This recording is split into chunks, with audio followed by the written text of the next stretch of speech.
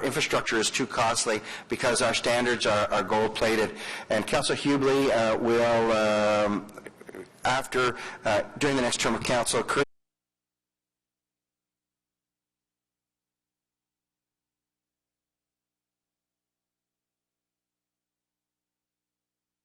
council working group similar to the development charges sponsors, and with the support of Mr. Moser and his team,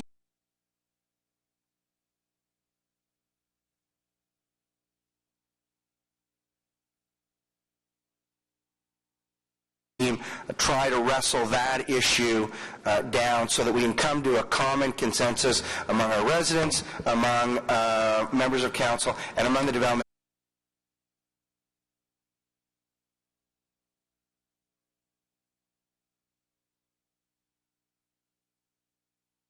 industry is what is the appropriate level of standards for our infrastructure. So, Mr. Mayor, that encompasses not only the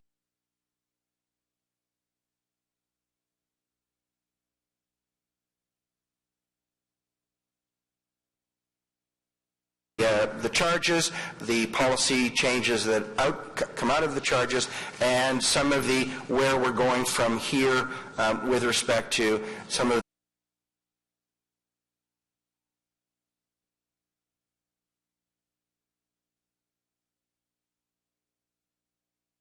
those outstanding issues. So thank you, members of council and the sponsors team.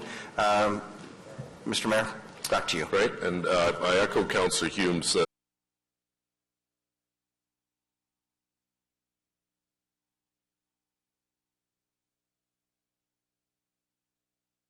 thanks to your colleagues who are members of the sponsors committee. They put in a lot of work, and also to you, Councillor Hume, thank you for your leadership on this. So you have the final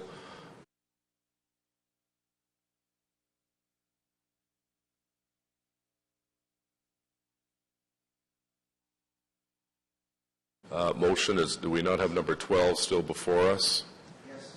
So if you'd like to just introduce that, and it's seconded by Councillor Harder. But that's after he does that.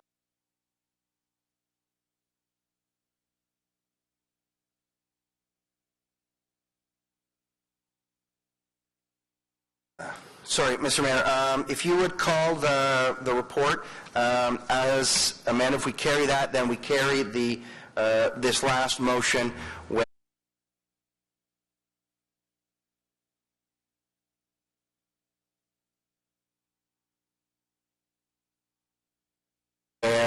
Or do we do it first, Mr. Mark? You're going to have to help me. Mr. Mayor, in that the third recommendation is the carrying of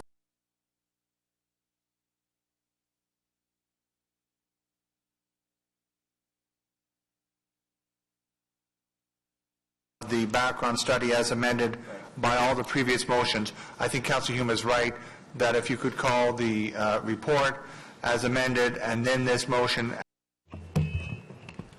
Testing, 1, 2.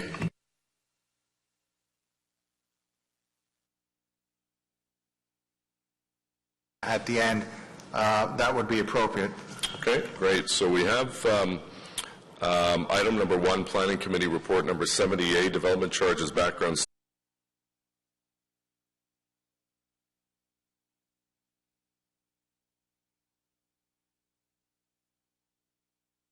Study and Bylaws as amended. Carried. Dissent by Councillor Thompson. Next is Councillor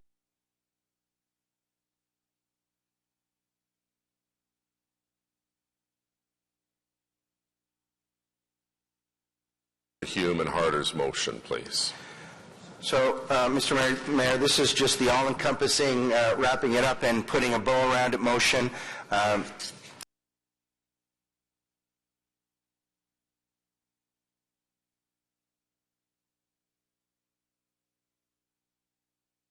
Feel free to call that, Mr. Mayor.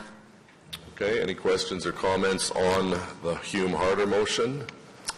On the motion, adopté, carried.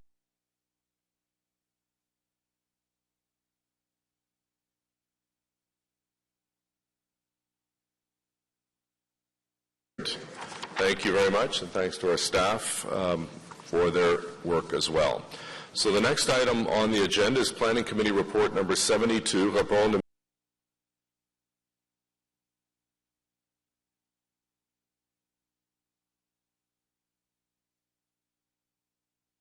numéro 72 de Comité de l'Urbanisme, Zoning 1131 Terron Road.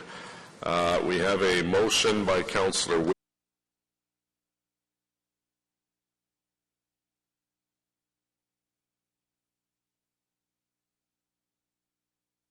Wilkinson, seconded by Councillor Hubely. Councillor Wilkinson, if you'd like to introduce your motion and explain what it is. Yeah, thank you, Mr. Mayor.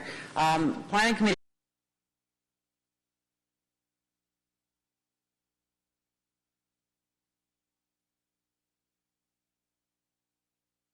dealt with this yesterday, and as part of the approval, they have reduced the front yard, which they call the side yard. It's a bit confusing in that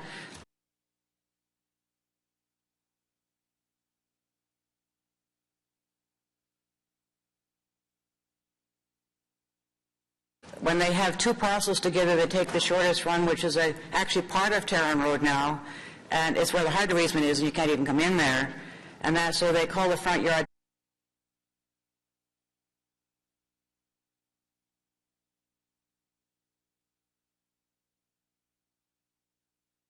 the side yard, but it's really where the front of the buildings are, and the adjacent townhouse development to this property is a 6-meter setback. The existing house, which is part of this development,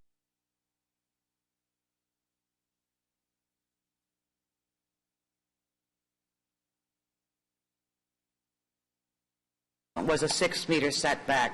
And all this is saying is that we should be consistent that the front of these areas should be the 6-meter setback, because part of the whole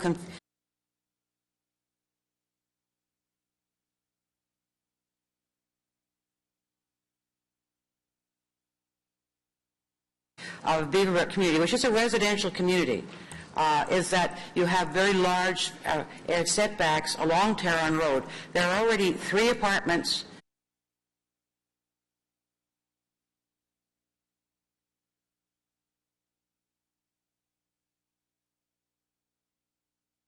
that were at one point at the side of it is on Terron Road. They are all set well back. The 2 existing ones and the one that was just approved by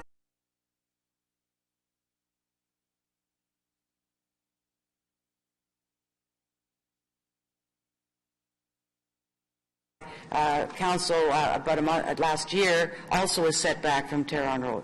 So by putting a 3-meter setback, you are reducing the ability to have the type of screening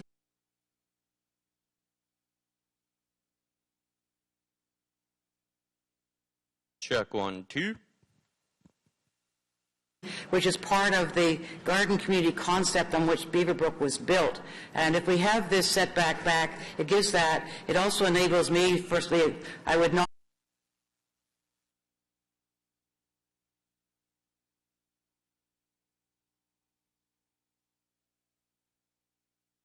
take this to the OMB if this setback was there, because I have said I would with what is there now, and I would work with the community probably to try to get them to. Check 1, 2, 1, 2. I think it's muted. Check. Stick off again. I could tell you the owner is a personal friend of mine. I can work with him on things to get the modifications that this would require, and make sure that 1, 2, 1, 2, 1, 2. No, this is red. that it will work. I would also say this is not opposed to intensification. I already have, I think, 22 apartment buildings in my ward, which is more than any. Rouge, like the football move.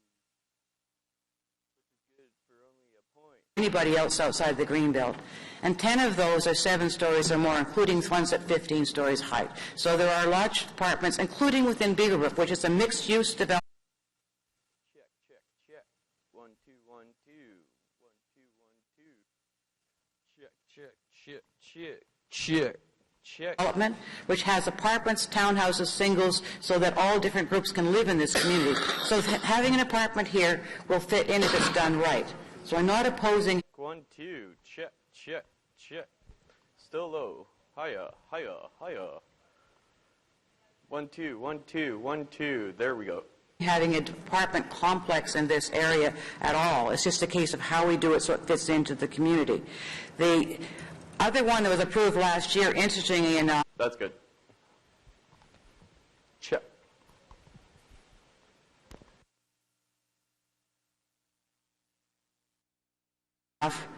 is already changing because they found the market is not what they expected, and that happens. They're already reducing the number of units they're going to have because of that. The change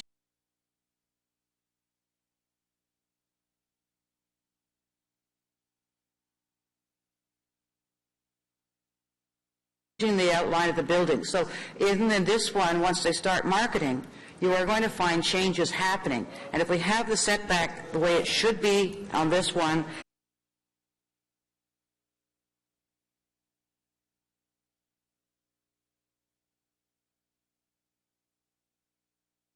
then as we do those changes, which I sure will come, then we can do them within the context of the community. So it's just asking here that we do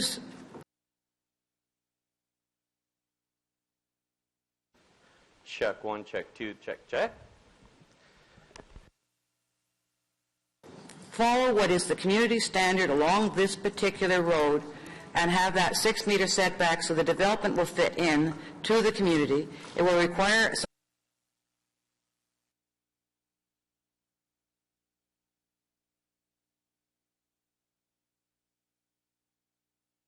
some footprint changes to the buildings, and I'll work with the developer to make sure those happen, that he'll be satisfied with it. I can tell you, I've spoken to him, I did yesterday, they don't want to make any changes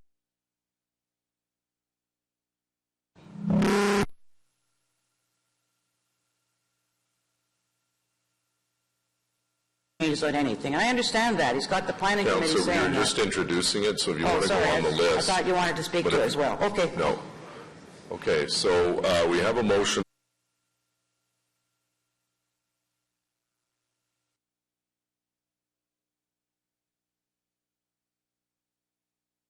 by Councillor Wilkinson, seconded by Councillor Hubley. Questions and comments? Yeas and nays have been called.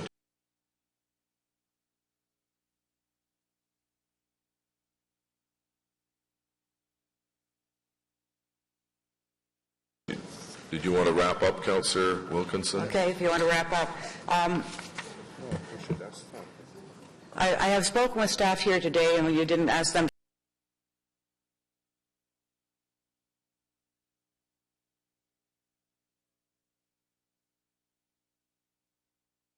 So they say what they say. They are comfortable with the 3 meters that they approved to start with. They've said that they can make 6 meters work. They can make anything work, in fact. And they will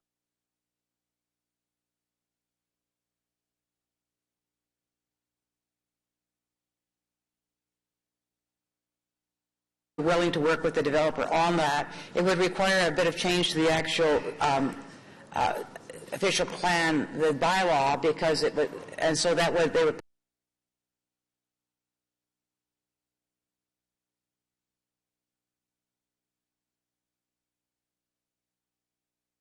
pass that once they've made those changes with the developer. So it can work. It's consistent with the community. It may easily save us an OMB hearing, so I think it's very worthwhile to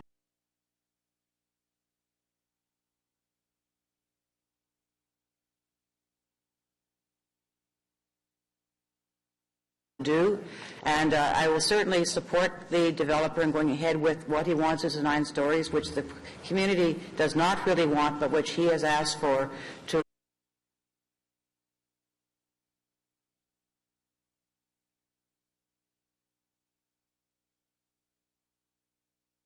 ensure that we have that intensification that you're asking for. This is a huge intensification over what's there now.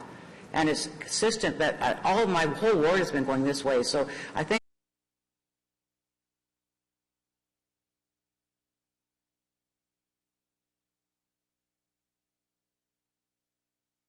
think I can give other people outside the Greenbelt some information of how you can handle these without causing problems. This is the first one that has caused, and in the end, has caused a major problem.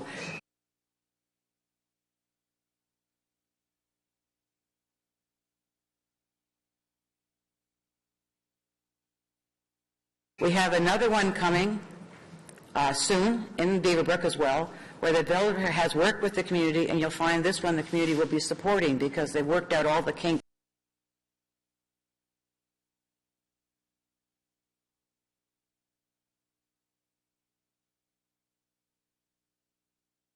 in advance. Unfortunately, that didn't happen here. The developer didn't want to have any change to what his dream was, and we were not able to do that. But I will, with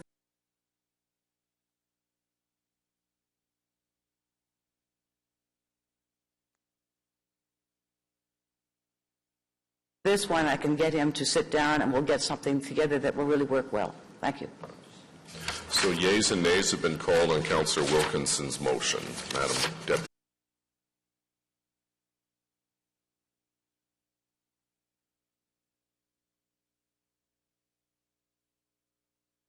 Clerk. Councillor DeRoche? Councillor Hume? Councillor Hobbs?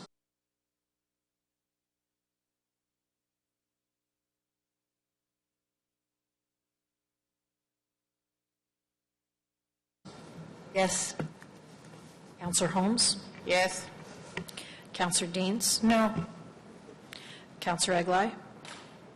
No.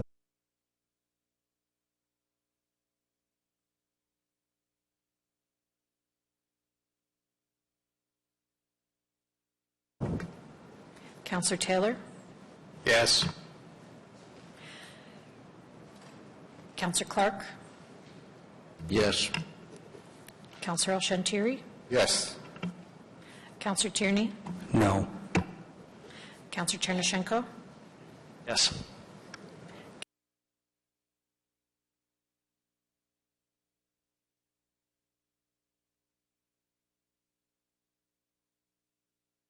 Councillor Shirelli?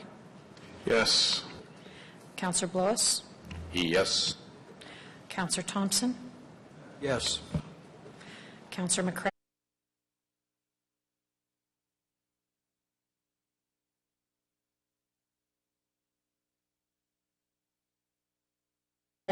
Yes. Councillor Harder? Yes. Councillor Caudry? Yes. Councillor Moffat?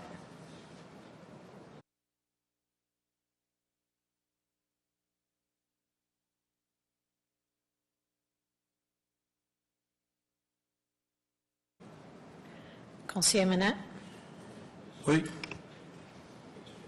Councillor Wilkinson? Yes. Conseiller Fleury?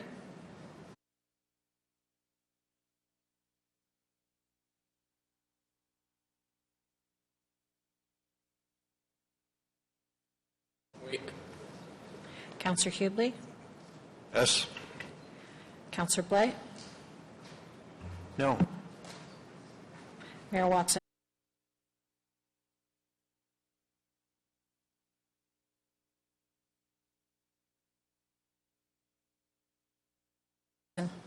Yes. 17 yeas, 5 nays. Okay, thank you. Motion to adopt reports. Motion portant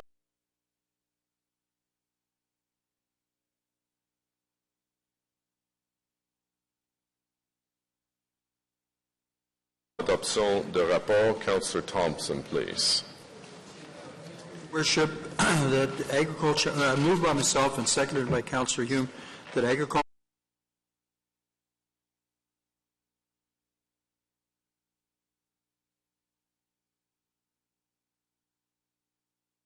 and Rural Affairs Committee Report 42, Finance and Economic Development Committee Report 44, Planning Committee Report 70A, 71A, and 72,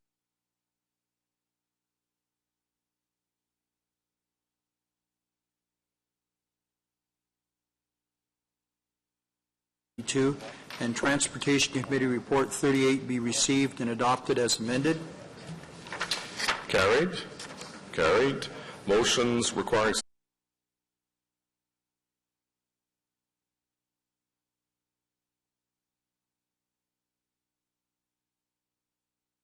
suspension of the rules of procedure. Motion exigeant la suspension des règles de procédure. Is there any?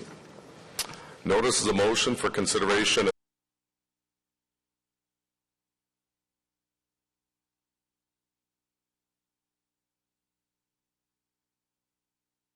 at subsequent meeting. There are a number of them I have.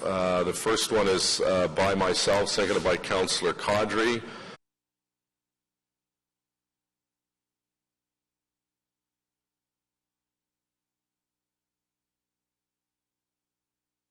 Support for manufacturers seeking manufacturers limited liquor sales licenses by the glass license from AGCO. So this is a requirement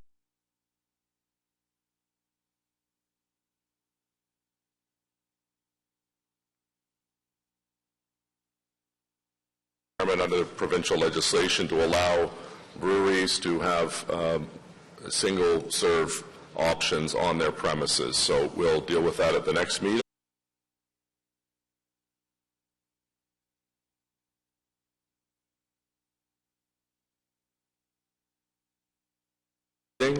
Next notice of motion is from Councillor Thompson, seconded by Councillor Moffat. Councillor Thompson, if you'd like to introduce your notice of motion, please.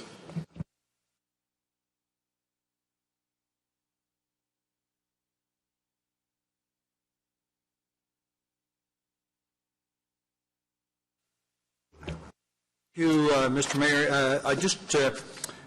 This is an issue that has come up repeatedly in rural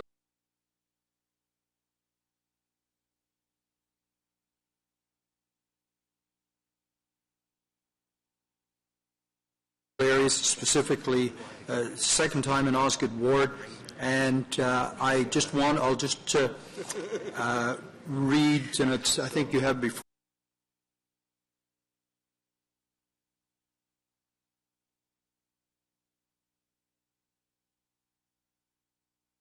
Before you just read the, therefore be resolved that city staff deny concurrence for this project and that city staff work with TELUS for an alternate location that is not in close proximity to residential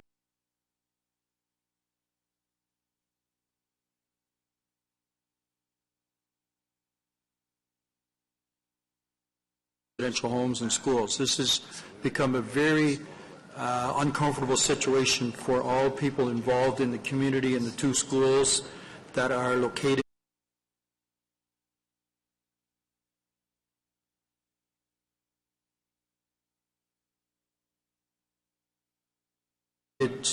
close to where this proposed tower is, and I think there are alternative procedures that could be used. Okay, thank you, Councillor Thompson. We'll deal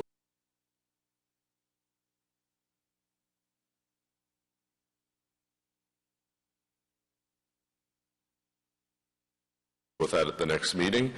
Next notice of motion I have is by Councillor Blais, seconded by Councillor DeRush. Thank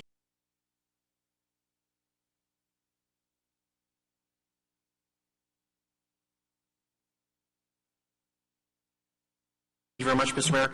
Whereas the planning policy of the province of Ontario is to encourage compact growth in order to minimize the cost of such growth, and whereas development is occurring in municipalities outside the City of Ottawa,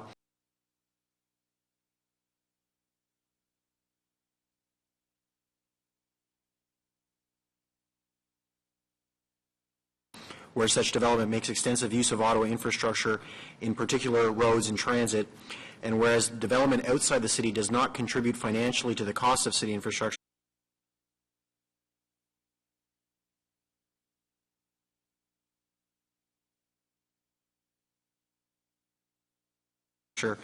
therefore be resolved that Council requests the Minister of Municipal Affairs and Housing initiate a Places to Grow exercise for Eastern Ontario. Okay, thank you, and we'll deal with that.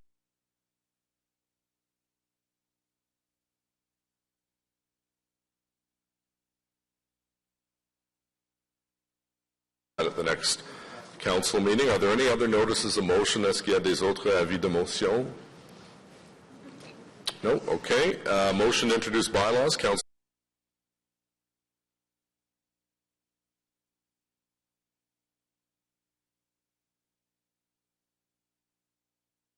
Thompson, please. Thank you, Your Worship. Moved by myself, seconded by Councillor Hume, that the bylaws listed on the agenda under motion to introduce bylaws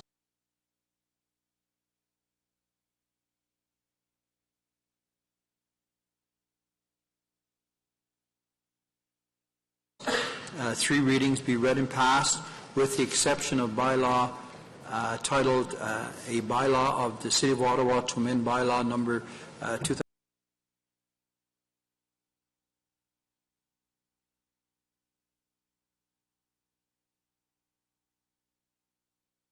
2008-250 of the City of Ottawa to change the zoning of the lands known municipally as 1131 Tarrant Road and bylaw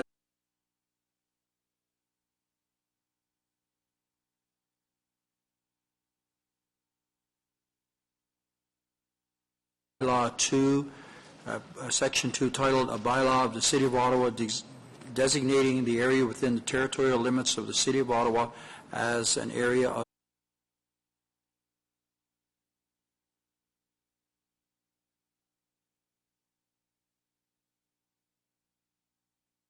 site plan control. On the motion, carried. Confirmation bylaw, Councillor Thompson, seconded by Councillor Hume, please. Thank you, Your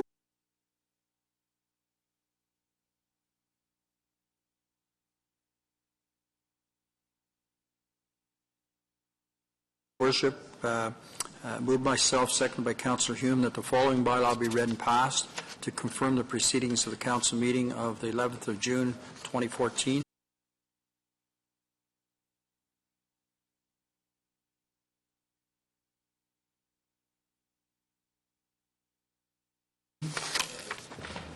On the motion, Carried.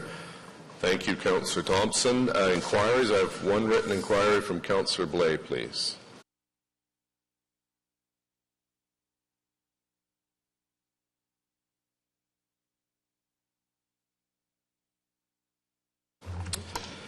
Thank you, Mr. Mayor. When will the review of supply in the Carlsbad Springs trickle feed system be complete, and what will be the process for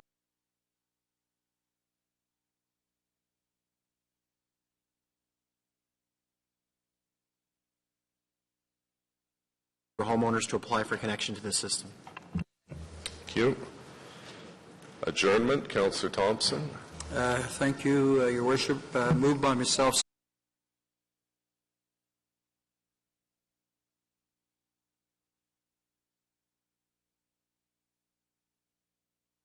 seconded by Councillor Hume, that the proceedings of the City Council meeting of the 11th of June, 2014 be adjourned. On the motion, carried. Adopté.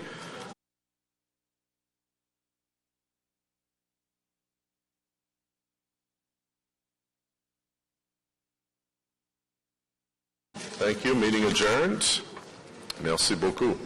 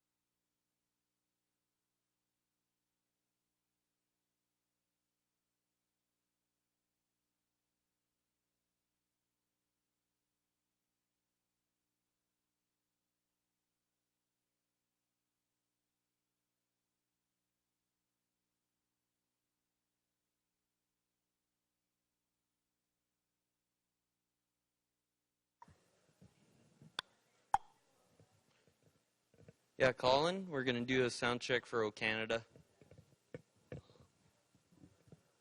Beats yelling, yeah.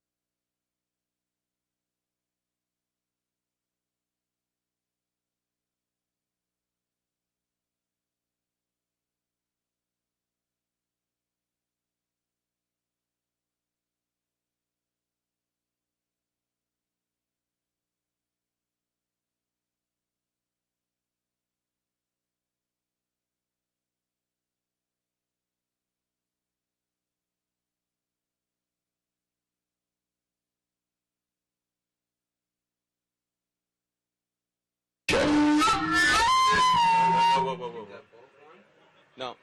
Yeah, both are on right now, but just test red. Check. Check 1 2. Check. Check. Check 1 2. Check. Check. Check. That's good. And remute it.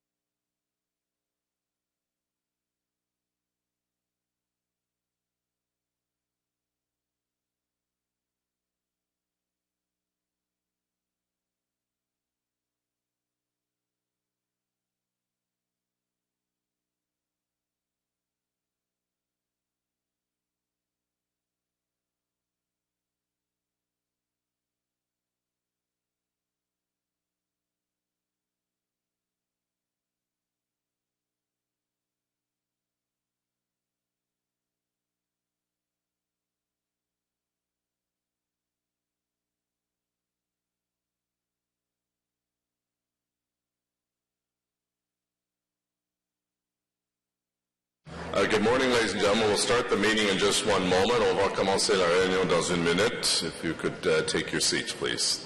Merci.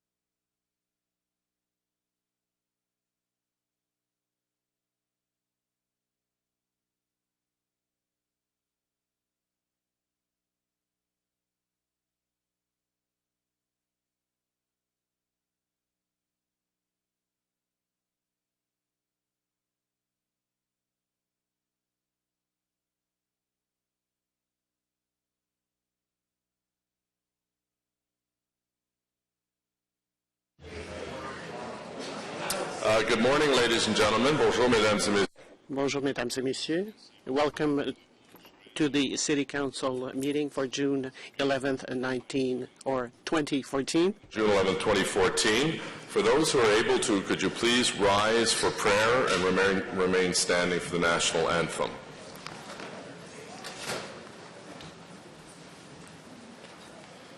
Almighty God, let us work together to serve all our people.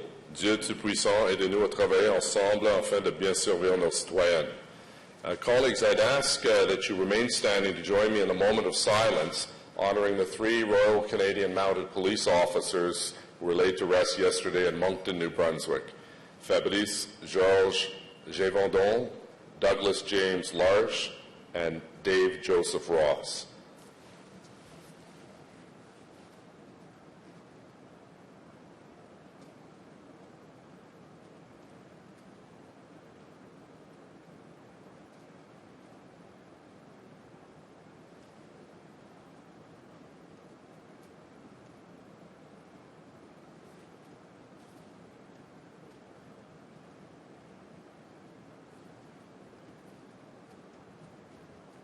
Merci. Thank you. Let us never forget these 3 fine officers and their grieving families.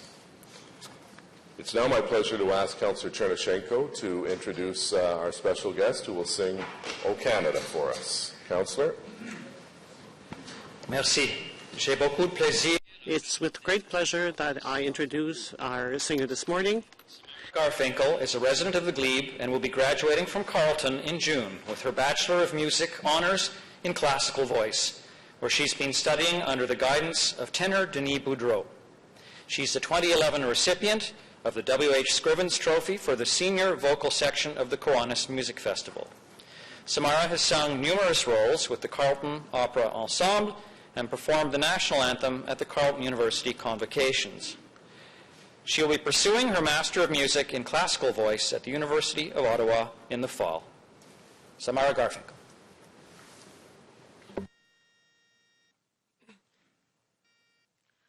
Oh, Canada, our home and native land, true patriot love in all thy sons command, car ton bras c'est pour t'élever, il c'est pour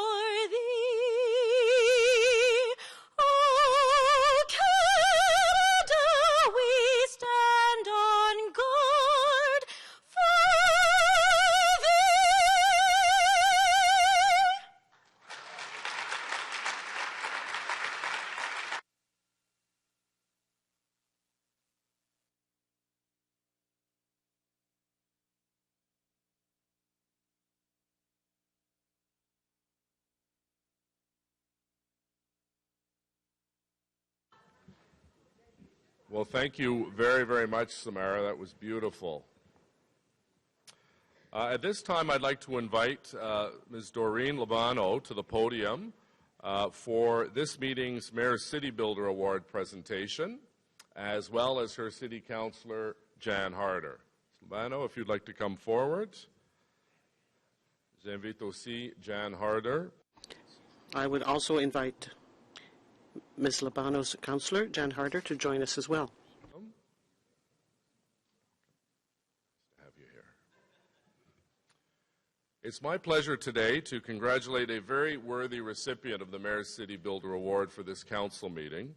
And it's great, Doreen, that you have a number of members of your family with you here to celebrate with you. To say Doreen has been an active member in the Barrhaven Lions Club would not do justice to the selflessness and leadership she brings to her community. Over the past 20 years, she has at one point held every position in the Barrhaven's Lions. Although she has been dealt numerous personal setbacks, Ms. Labano continues to volunteer her time and champion many causes close to her heart. Bien qu'elle ait bien Although she's been dealt numerous personal setbacks, Ms. Labano continues to volunteer her time and champion many causes near to her heart. On behalf of the Barrhaven Lions, Doreen created the annual Mother-Daughter Gala. Celebrating its 10th anniversary this year, the Mother-Daughter Gala has raised over $100,000 in support of the Queensway Carleton Hospital Foundation, and it continues to grow. Throughout the years, Doreen's leadership has brought a personal touch to the event that has embraced not just mothers and daughters, but women from all corners of our city and beyond. As a cancer survivor herself, Ms. Labano's tireless dedication to the Mother-Daughter Gala and cancer care was recognized through a consultation room in the Queensway Carleton Hospital being named in tribute to the gala. Despite her personal health challenges, Doreen's hard work only begins with the Mother-Daughter Gala. Le Gala Mère et Fille n'est que l'une. Despite her personal health challenges, Doreen's hard work only begins with the Mother-Daughter Gala. For the local food cupboard, leading the Barrhaven Family Fun Day, supporting cancer outreach programs, or training a service animal, Doreen embodies the definition of kindness and community spirit. My best wishes and continued success for the Mother-Daughter Gala, as well as all of your future endeavors. And it's my pleasure on behalf of your colleague and my colleague and your friend, Jan Harder, to present you with the Mayor's City Builder Award. Congratulations. Come on out here a little bit, Doreen. We'll get a picture.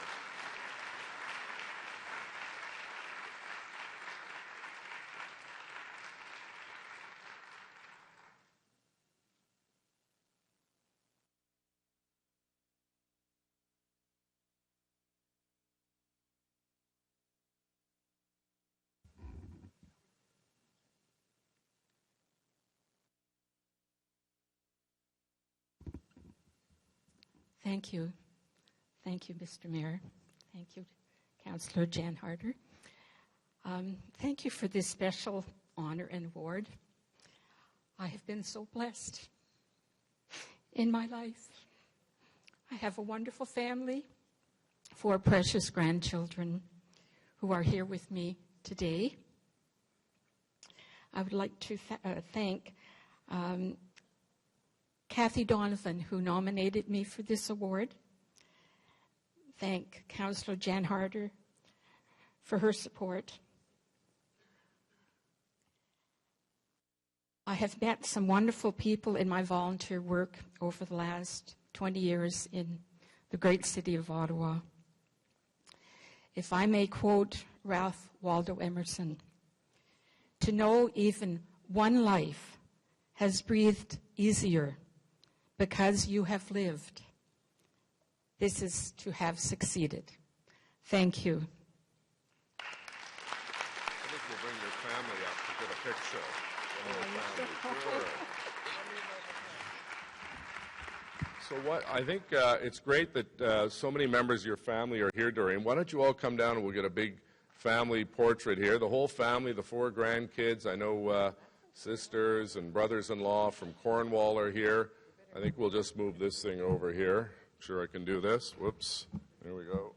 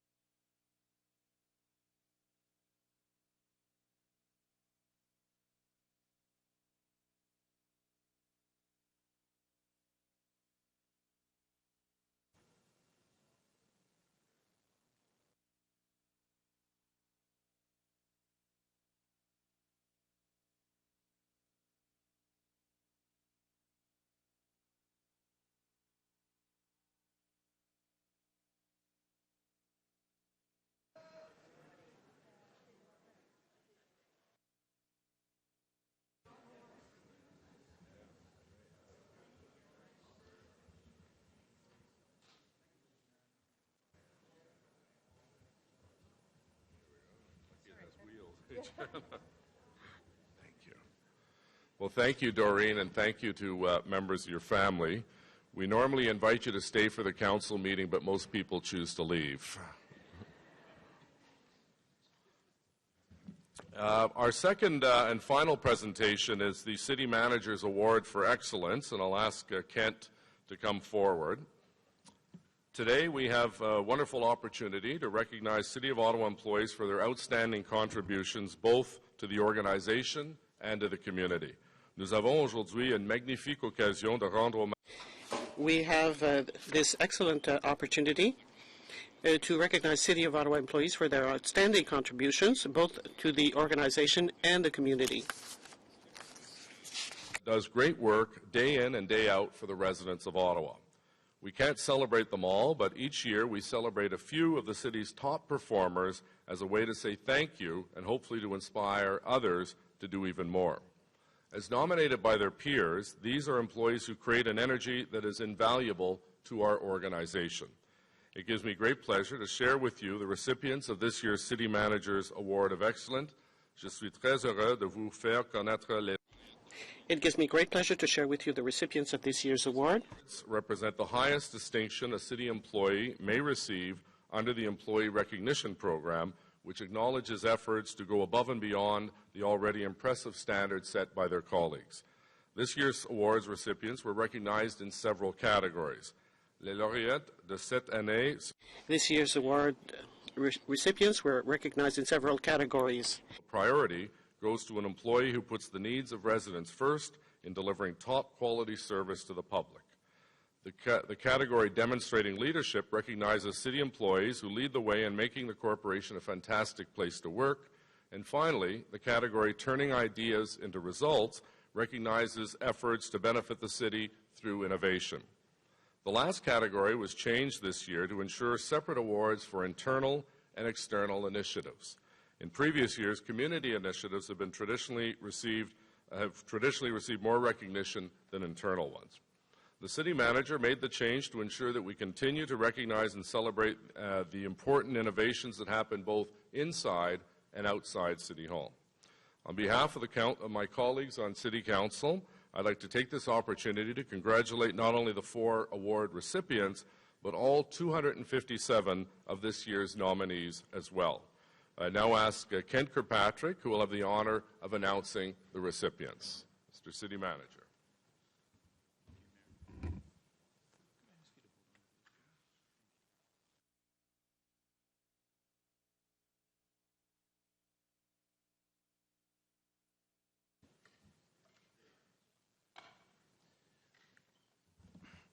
Well, thank you very much, Your Worship.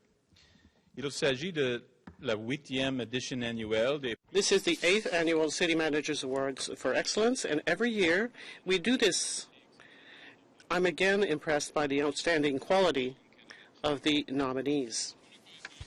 Totaling 257 employees being recognized for their expertise, their commitment, and their outstanding examples of service excellence. The nomination process this year was very difficult.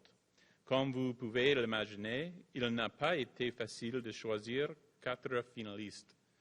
But we succeeded in identifying a winner in each of the 4 categories, and it's my pleasure to present the winners to you today. This year's prize for making people a priority is awarded to a member of the Healthy Sexuality and Risk Reduction Unit of Ottawa Public Health, Aideen Reynolds. Aideen's work with and advocacy for the city's at-risk residents has led to a more open dialogue and improved harm reduction health services for individuals who are often marginalized. Thank you, Aideen, for your perseverance and determination in finding community-driven solutions to assist marginalized residents. And come on down, please.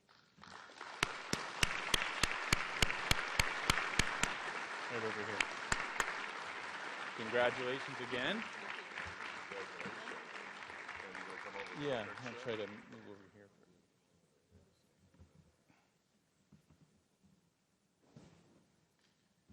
Is that okay, Roger?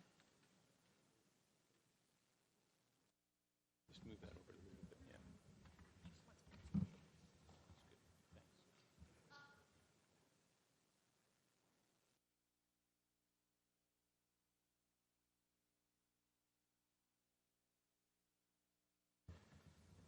Thanks. Oh, that's handy.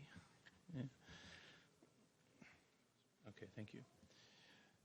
For the category of turning ideas into results, an award category that recognizes initiatives in the wider community, the award is presented to the Private Parking Enforcement Agency Program Team. And if I could ask you to come down while I tell people why you're being presented with this award.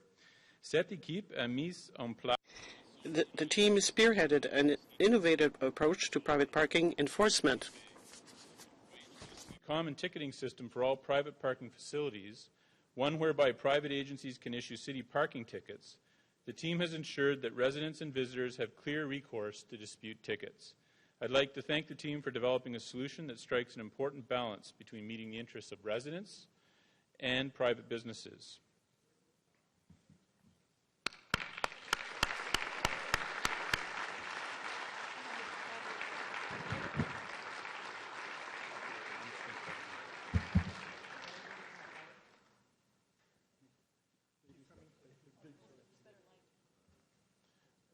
Not so hot. Good morning.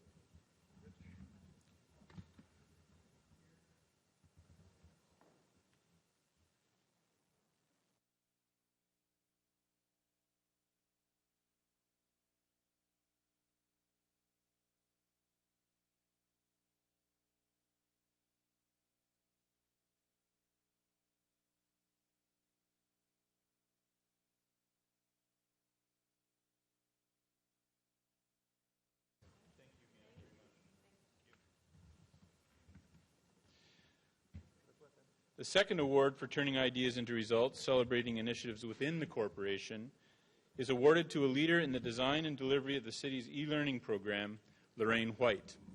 E-learning, which offers an alternative to webinars and traditional instructor-led training, is both cost-effective and flexible, offering employees the opportunity to take and revisit training based on their own schedules.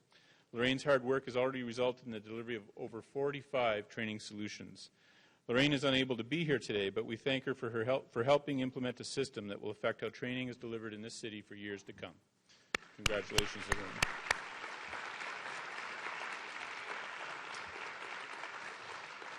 This year's final award is for demonstrating leadership. And this year, I'm very happy to announce that it's being presented to Deputy City Treasurer Mona Monkman.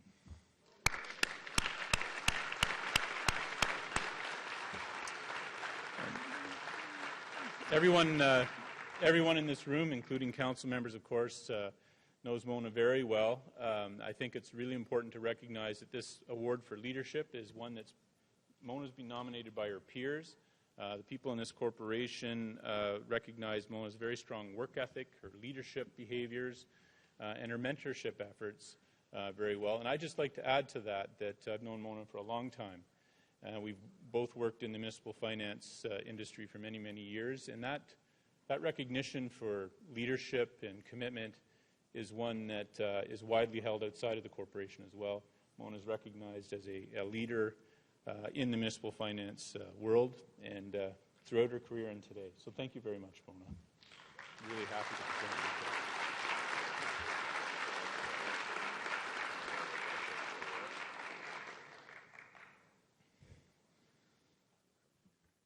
today. Okay, great, thanks.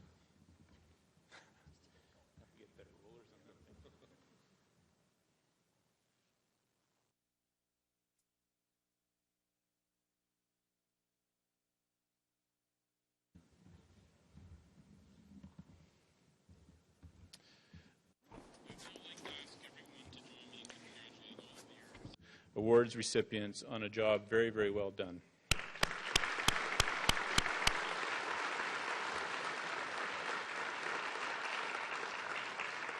Their talent, their leadership, their innovation, and their commitment to service excellence benefits both the corporation and the residents of this city. Félicitations encore à vous tous pour votre excellent travail. Merci beaucoup. Congratulations again to all for a job well done. Yeah.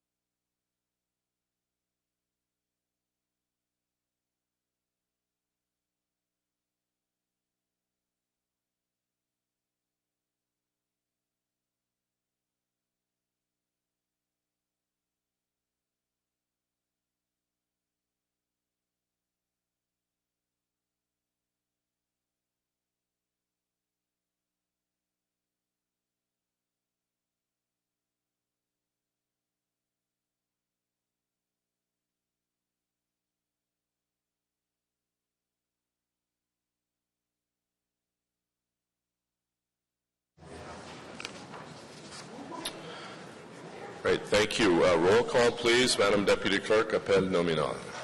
Conseiller Manette. Present. Councillor Blois. Here. Councillor Harder. Here. Councillor Wilkinson. Councillor El-Shantiri. Present. Councillor Caudry. Present. Councillor Taylor. Here. Councillor Eglai. Oh, sorry, Councillor Shirelli. I'm here. Councillor Eglai. Here. Councillor Deans. Here. Councillor Tierney. Present. Conseiller Fleury. Ici. Councillor Clark. I think Councillor Eglai is here. Councillor Holmes. I'm here too. Here. Councillor Hobbs. Here. Councillor McCrae. Here. Councillor Chernyshenko. Present. Councillor Hume. Here. Conseiller Blais. Present. Councillor Thompson. Present. Councillor Moffat. Here. Conseiller DeRoche. Here. Councillor Hubley. Here. Mayor Watson. Ici. Le quorum est 10, Monsieur le Maire. Merci. You have quorum. For the 28th of May, adoption de procès-verbaux le 28 May, carried. A declaration of interest, including those originally arising from prior meetings, déclaration de conflit d'intérêt. None. Communications as presented. Regrets, no regrets filed to date. Motion to introduce reports. Motion portant présentation de rapport. Councillor Thompson, seconded by Councillor Hume, please. Thank you. Moved by myself, seconded by my esteemed colleague, Councillor Hume, that the Agriculture and Rural Affairs Committee Report 42, Finance and Economic Development Committee Report 44, Planning Committee Report 70A, 71A, and 72, and Transportation Committee Report 38 be received and considered. Pursuant to subsection 33.5 of Procedure Bylaw 2006-462, Council is being asked to consider the zoning bylaw item contained in Planning Committee Report 72, item 7 of the agenda. On the motion as presented, carried. Thank you. Planning Committee Report number 70A, rapport numéro 70. Report 70 of the Planning Committee. We'll come back to that. Agriculture and Rural Affairs Committee Report number 42, rapport numéro 42 de Comité de l'Agriculture et des Affaires Rurales. Appointment of fence viewers. Not fence sitters, fence viewers. Carried. We have a Doug Thompson motion. Councillor Thompson has a motion on fence viewers. I think at one point I used to be the minister in charge of this, so it's bringing back a lot of memories. Councillor Thompson. Yes, I don't have it in front of me, but I have it on the screen. Whereas the Line Fences Act required that the remuneration of fence viewers be fixed by law, therefore be resolved that recommendation 2 of Agricultural Committee Report 41, item 2 be deleted and the following substituted therefore, provided that the remuneration of fence viewers who are not city staff shall be at a minimum fee per viewing of $100 per fence viewer with an additional $20 per hour after the first 5 hours. On the motion, carried. Now I see the media up there. This is a great feature story. I just know it. Interviewing the fence viewers. On the report as amended, carried. Thank you. Finance and Economic Development Committee Report number 44, rapport numéro 44 du Comité des Finances et de Développement. Number 3, capital adjustments and closing a project, city tax and rate supported. And there are 2 motions, I believe technical in nature. Does anyone have any issues of substance to deal with this? Otherwise, we'll come back to it. So, Councillor Egli, would you like to move your first motion? And I believe Councillor Blois has a second motion. Thank you, Mr. Mayor. It's up on the screen, but essentially what happened is one of my projects in my ward, a park was indicated as being finished, and it's not. So it needs to be inserted back into, or deleted from the report as a finished project. Carried. On the amendment by Councillor Egli and Taylor, carried. Second motion is Councillor Blois, seconded by Councillor Monette, please. Councillor Blois. Thank you, Mr. Mayor. It's basically an adjustment for project 906460. Be it resolved that document 2 be amended to include the transfer of $800,000 from 906460 trenchless rehabilitation sanitary project to fund the installation of the sanitary sewers as part of the road reconstruction works on St. Joseph Boulevard between Highway 174 and Trim Road. Questions or comments on the motion as presented? Carried. Thank you. And the report as amended by carried. Adopté. Merci. Item number 4, Goulburn Recreation Complex Remediation Project, projet de remédiation de complexe récréatif Goulburn. Carried. Thank you, Councillor Cadre. Planning Committee Report number 71A, Zoning 12 Sterling Avenue, Zonage 12 Avenue Sterling. Carried. Item number 6, Site Plan Control Bylaw Update, Règlement sur la réglementation de plan d'implémentation mise à jour. Councillor Hume has a motion of deferral. Yeah, Mr. Mayor, I'm sorry to do this, but in considering the site plan bylaw, there should have been a section in the bylaw with respect to letters of undertaking. That has been inadvertently left out of the bylaw. We don't have time today to craft a resolution to put it back in consistent with the staff report. So we're just asking that we delay this for one cycle, and we'll have an appropriate motion that ensures that the bylaw is consistent with the staff report. And that's seconded by Councillor Harder. Seconded by Councillor Harder. On the motion of deferral, carried. Thank you. Item number 7, Planning Committee Report number 72, rapport numéro 72 du Comité de l'Urbanisme, zoning 1131 Terron Road. Hold. Okay, and we have an amendment on that. Next item, Transportation Committee Report number 38, rapport numéro 38 du Comité des Transports, coordination of snow-go programs. Carried. Item number 9, growth of city fleet for asphalt repair units. Carried. Does anyone wish anything to be removed from the bulk consent agenda as presented in your package?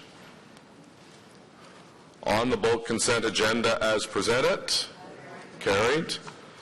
Okay, so we're back at Planning Committee Report number 70A, rapport numéro 70A du Comité de l'Urbanisme, Development Charges, Background Study, and Bylaws. What I'm going to recommend, as was outlined, I believe, in the procedural memo, is that we have a number of technical amendments and some other amendments. I'm going to ask the movers of those amendments to present them, explain them, and if anyone has questions, we'll go motion by motion, and I believe Councillor Hume is taking a seat by John Moser and his colleagues. So as you know, we required these amendments to be in ahead of time so that we could have staff comment on them. So the first motion is item number 1, Development Charges, Background Study, and Bylaws, moved by Councillor Hume, seconded by Councillor Harder. Councillor Hume, would you like to introduce your first motion? And I believe everyone has these either electronically or paper copy. So if we could put Councillor Hume's mic on, please. He's at the delegates' table. There we go. Just as I think I got promoted, Mr. Mayor, I can't get the mic to work. Mr. Mayor, if I can, just before we get to the motions, I'd like to thank some members of council and staff for their help and support in bringing to you today a new development charge bylaw that meets council's goals and objectives with respect to public transit. The charge that you see in the bylaw that is before you fully funds the development charge component of our public transit project, which is in keeping with your direction, Mr. Mayor, that we ensure that when Phase 2 of LRT is ready to go, that we would have our funding in place. This is a key component of that funding and achieves the direction that you gave the sponsors.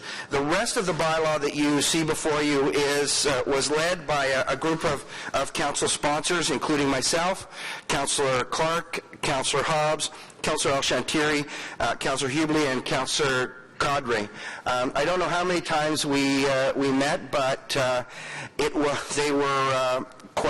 we met a number of times, both as a group to recommend policy changes, and there's one policy I'm going to highlight for you, and we met with industry on numerous occasions throughout this process to discuss with them the development charges bylaw and to see if we would be able to resolve any concerns that they may have. We were assisted by the City Treasurer, Ms. Similak, Mr. Mark, John Moser, and our big brain, Gary Baker, helped us make sure that we had navigated the tricky waters of the development charges bylaw. And whenever we were going off, Gary would say, well, that's not really what our policy. So he was able to bring us back to sort of the straight and narrow, and he was a great resource. He is a great resource for the city with respect to development charges. There's within this, Mr. Mayor, before we get to the motions, there are three things you should really know. First of all, within this development charge bylaw contains a policy to add some discipline to the process of granting exemptions. If you'll see in the background study, between 2009 and 2013, the city granted some $91 million in exemptions from development charges. In the past, we have never been able to recover those funds, and those are lost to our growth projects, and as a result, we have had to increase the amount of funding to those projects from the taxpayer. We've never been able to recover those funds. So what we're suggesting that, what we're recommending be done is that each year within the City of Ottawa budget, an allocation equal to the amount of development charges exempted during that yearly period would be allocated to the development charge fund to keep that section whole, so that council would be making sure that the development charges were fully funded, and if there was a taxpayer contribution to be made, that it is made in the year that those exemptions are given, instead of trying to scramble and find the resources when the individual project comes for funding. That's a fairly major policy change that we wanted to highlight for you. The second two things I want to say to you, Mr. Mayor, is that although we worked very hard to achieve consensus with the Ottawa Carleton Home Builders and with the Building Owners and Managers Association, we were not able to achieve consensus on really two main items. One main item from the home builder's perspective is the costs of our project, including the contingencies, the cost of materials. We were not able to come to an agreement on were our numbers appropriate. Discussions are still going on, and we're hopeful that we may be able to resolve that issue, but we're not going to be able to resolve it in time for council to consider any changes to the bylaw before the old bylaw expires. However, we fully expect this bylaw to be appealed. The quantum of the charge in funding and some of the other minor changes, benefit to existing and other things, will, in our opinion, lead to an appeal.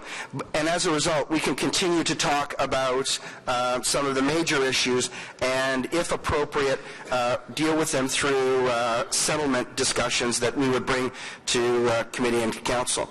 The second thing I should tell you is that we were not able to come to an agreement, as we have in the past with the building owners and managers, with regard to an incentive for non-residential development, specifically office development. The building owners and managers have been successful in the previous two bylaws of having an incentive for office development in the neighborhood of around 19% reduction from the theoretical full charge. In keeping with the direction that growth should pay for growth to the maximum allowable under the law, we were not able to come to an agreement with respect to discounting or incenting the charge. So we expect that we would see an appeal from the building owners and managers with respect to that item. Those two issues aside, the sponsors worked very hard and were able to resolve a number of thorny issues, manufacturing in the high-tech sector, some of the other issues around stormwater in some of the other areas, the issue around parks, the construction of parks in new growth areas where parks are going to be constructed faster and available sooner within the development process. So there's a number of things that were achieved with this bylaw. Unfortunately, we could not achieve them all, and I wanted to highlight the two main areas where we were not able to achieve success. But because we believe that this bylaw will be appealed, we believe that there is an ability for ongoing discussions on those points, and hopefully we will be able to, if appropriate, bring a resolution to you later in the summer or early fall. So, Mr. Mayor, I think Mr. Mark can identify motion number 1 with respect to the Monaghan stormwater facility. Sorry, the development charge for the Monaghan drain. So, Mr. Mark? Mr. Chair, I'd be pleased to go through and provide an explanation of these motions one by one, if you wish. Please do. Thank you. Mr. Chair, the first motion deals with the Monaghan stormwater facility, which is a stormwater facility funded by development charges and the sewer rate within Councillor Hoobley's ward. As staff went through it, there was a need to provide additional funding to take care of both a quality concern that exists at this time as well as to accommodate additional growth. Further, there were certain lands that were acquired by the city within Bodywood. It's known as the Bodywood Core Park. When these lands were acquired, there was a development potential associated with them that would have contributed to the Monaghan stormwater facility, and there should have been, in staff's opinion, a contribution to the cost of the stormwater facility in the amount of approximately $313,000. And so this motion provides additional funding to address the quality concerns. It provides an increased contribution from developers to address growth, and a contribution in respect of the Bodywood Core Park. In respect to the last item, Mr. Mayor, there was a technical error in the bylaw. In the motion, the contribution should be made to the southerly lands, which are Area B, and therefore in Recommendation 2, which is on your screen, it now says make the contribution to Area B rather than Area A in the motion that was originally provided to members of Council last Wednesday. Okay, thank you, Mr. Mark. Councillor Hume. Mr. Chair, I think that if you want, these motions stand on their own, so if you want to carry them, if you want to take them, questions to them, you can carry them, and then we can move on. If no one wants to speak to them, that might be a process that would focus the discussion to the specific motions at hand. Okay, thank you, Councillor Hume. So any question on motion 1, moved by Councillor Hume, second by Councillor Harder? Can we carry motion number 1? Okay, thank you. Thank you, Councillor Hume. Motion number 2 is to provide for an additional funding for the front-ending agreement in respect of the Fernbank collector sewer. However, this is being done within the envelope already established within the background study, so no additional development charges are required. Okay, thank you, Mr. Mark. Any question on motion number 2 moved by Councillor Hume, seconded by Councillor Hart? Mr. Mark, would you like to read motion number 2, please? Okay. It's on the screen now, Councillor. You still want us to read it for you? No? Sure. Okay. Motion number 2, motion number 3. Mr. Chair, this is simply a reallocation of funds within an existing development charge project. A greater amount of work is going to be done in Phase 2 than was initially planned, and so money is being moved from Phase 3 to Phase 2 in respect of the South Nepean Collector Sanitary Sewer. But again, this is within the overall funding envelope established for this project and does not result in an increase in the development charge. Thank you, Mr. Mark. Any question on motion number 3, moved by Councillor Hume and seconded by Councillor Harder? See none. Is the item carried? Motion carried. Thank you. Motion number 4, Mr. Mark. Mr. Chair, there was a great deal of discussion between BOMA and the city with respect to how high technology should be characterized. and in the end, we arrived at a definition, whereas if the work is what I would characterize as truly in the nature of office work, where somebody is sitting in front of a screen doing design or writing code on a computer, that is treated as office work and pays the higher development charge. But if the work is associated with manufacturing, someone may be using a screen, but he or she is at the same time testing something physically or resulting in something being produced. That seems to be of an industrial category and would pay the lower rate. After several iterations and going back and forth between BOMA and city staff and the sponsors group, we were able to arrive at a definition that everybody agrees upon, and that is attached in motion number 4, Mr. Chair. Thank you, Mr. Mark. Also, motion number 4, moved by Councillor Hume, seconded by Councillor Harder. Any question on motion number 4? See none. Is the motion carried? Carried. Thank you. Motion number 5, Mr. Mark. Motion number 5, Mr. Chair, deals with the Area E6 stormwater area-specific development charge. This is an area that is roughly between Mayor Blair Road and 10th Line Road in Orleans. There was a concern amongst the developers that there was not sufficient money attached to this project, and so the total budget was increased. The developers were actually seeking approximately $24 million. But then staff and the developers' representatives had a series of discussions. It was agreed that certain works could be removed from the project, which are the east and west trunks, and that brought down the cost by some $3 million. And the developers, although the total cost allocated to this project is only some $19 million, the developers are hopeful that through the tender process for work going forward, they can reduce the cost from $21 million to the $19 million allocated. In respect to the West Trunk sewer, this was a sewer that was oversized by Minto Communities, Inc. In association with a road project done by the city. And so Minto brought forth the position that it should be paid out of the road development charge, and staff agreed. So what this motion does is it takes out the two projects, East and West Trunk, and allocates the West Trunk to the 10th Line Road project and permits Minto to be repaid for the construction of oversizing of a sewer which benefited the construction of a city road. Okay, thank you, Mr. Mark.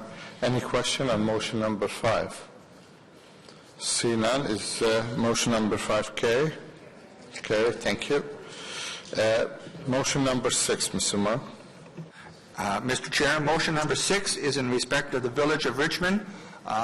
The development charge background study calls for a new force main to be constructed to service the Village of Richmond, and so an area-specific development charge is being imposed against the village on both residential and non-residential development to recover the cost of that sanitary sewer. When the first calculation of the non-residential charge was done, I recall that the charge was in the amount of $20 per square foot, which would have made development in Richmond on the residential side somewhat costly. Staff looked at that and determined that a couple of changes could be made. First of all, that the total growth could be increased from approximately 85,000 square feet to the total of 129 and 51, so some 180,000 square feet, which provides a greater base to divide the charge over. Secondly, the split between residential and non-residential was changed from 95% residential, 5% non-residential, to 97% residential, 3% non-residential. This has the effect also of reducing the non-residential charge so that it is now $6.02 per square foot for the non-industrial category and somewhat less for the industrial category. I will note, Mr. Chair, that discussions with the residential landowners in Richmond are ongoing, and that will undoubtedly lead to an appeal, but on the non-residential side, progress has been made, and this motion is recommended by staff to council. Okay, thank you, Mr. Mark. Any question on motion number 6? See none. Is the motion carried? Okay, thank you. Motion number 7, Mr. Mayor.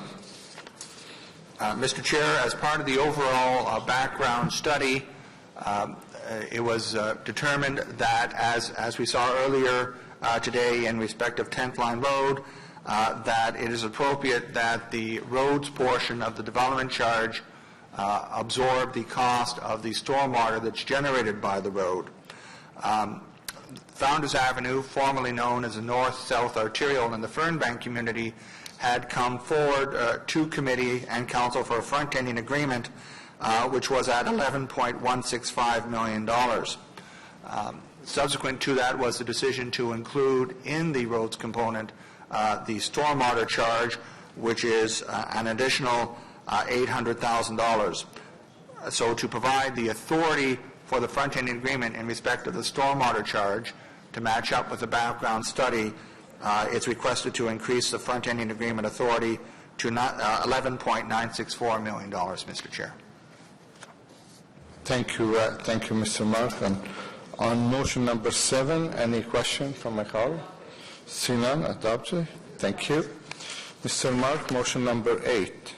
Motion number 8 deals with the Gloucester E3 area, which again is another stormwater area located between Marebleu Road and Paget Road within Orleans. Subsequent to the release of the background study, it was determined that $1.1 million in fish habitat compensation would need to be done.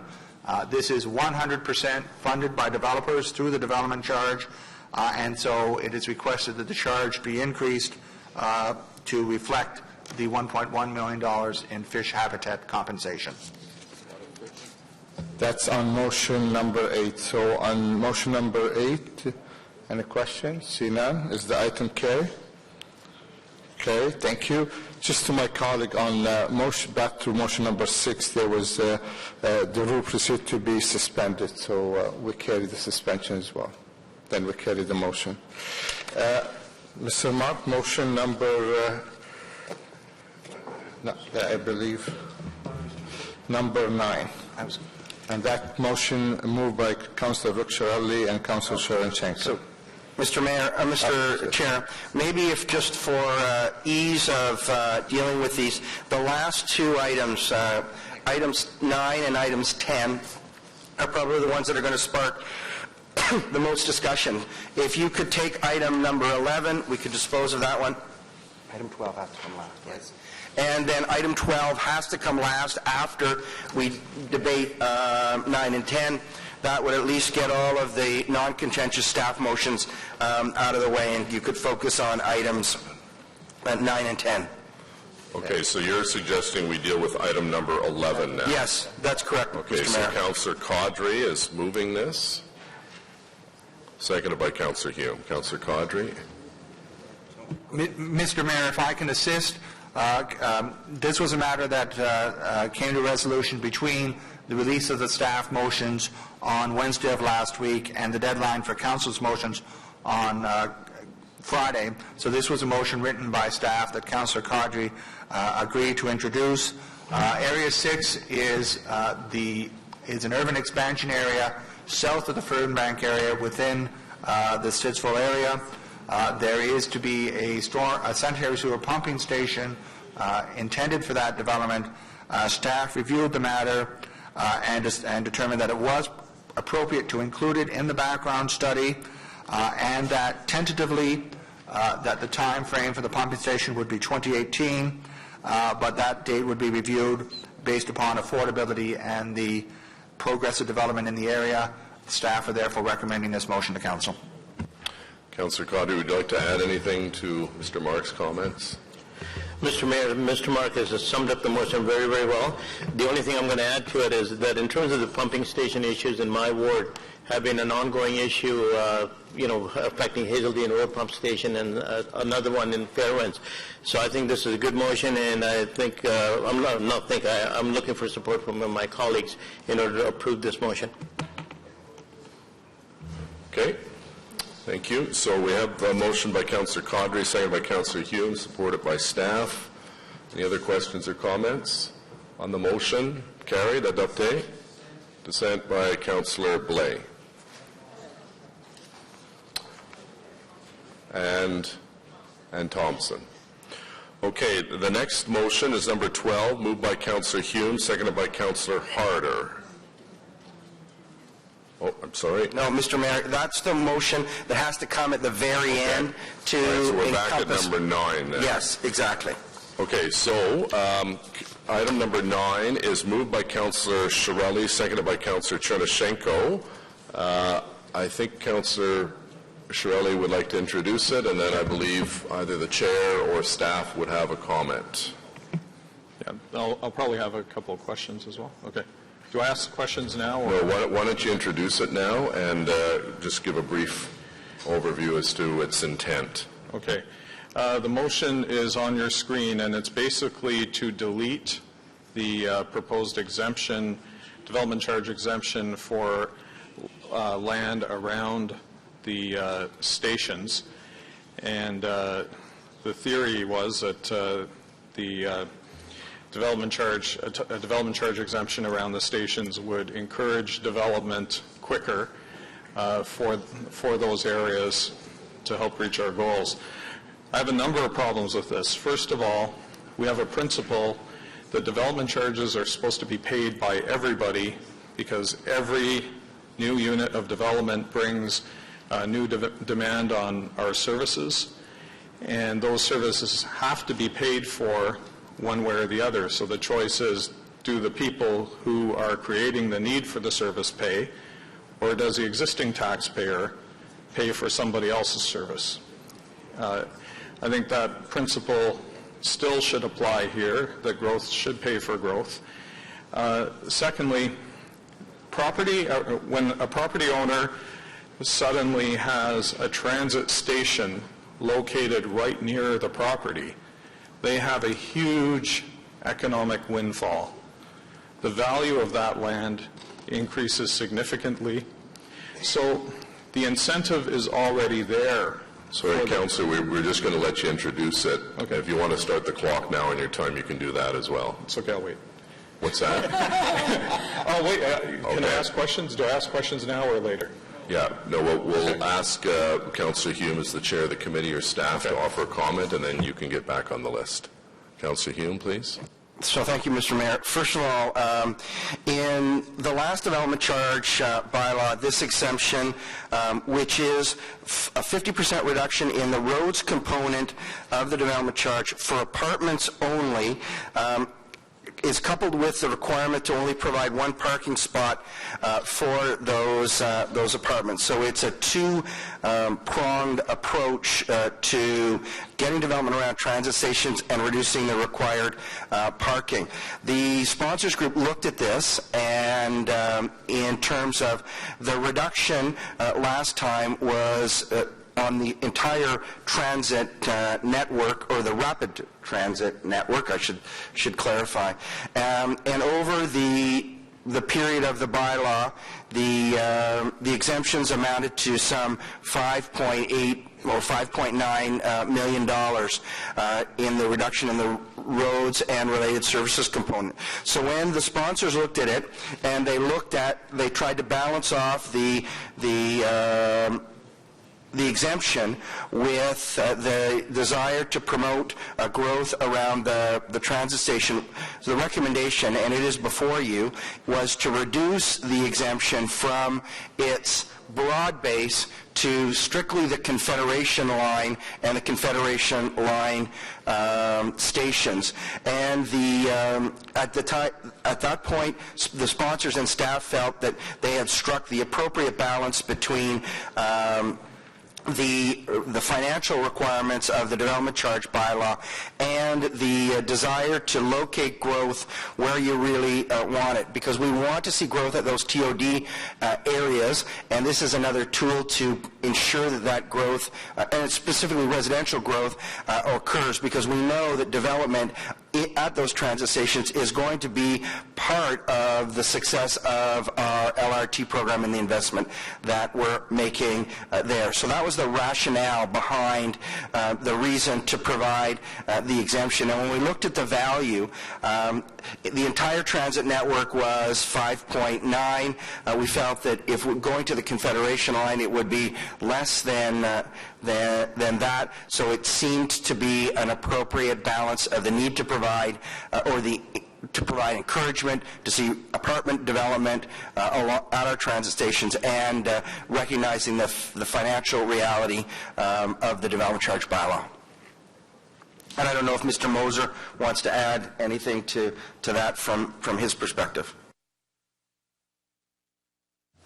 Your Worship, all I could add, as Chair Hume had said, is that it was just, from a strategic point of view, we spent a lot of time on the Confederation stations doing all the pre-planning in terms of laying down the strategy for the land use, also laying down the heights, what kind of zoning that's in place so that people can come and just develop. So this we viewed as just one more tool that we can use to help development take place around the transit stations. Okay, thank you. Councillor Hume, Mr. Moser, Councillor Chiarelli. Questions and comments? Okay. Is this both questions and comments? Yeah, but you can wrap up because you have okay. The motion. So if we provide a DC exemption to properties within the DC bylaw, who pays for the corresponding reduction in revenue? Who covers it? Is it the other property owners within the bylaw, or is it general taxpayer?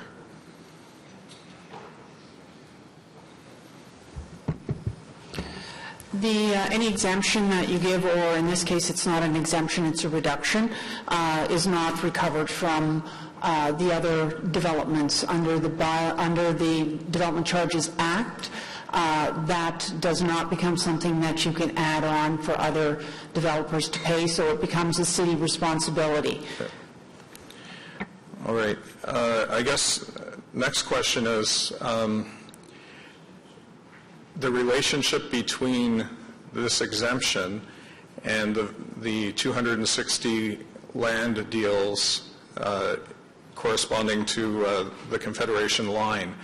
So people who own property around the stations already have, in most cases, deals with the city as to how the station will function, or in many cases, how property or air rights were acquired. In the course of that, were any of these advised that council may bring in a reduction of this charge for them?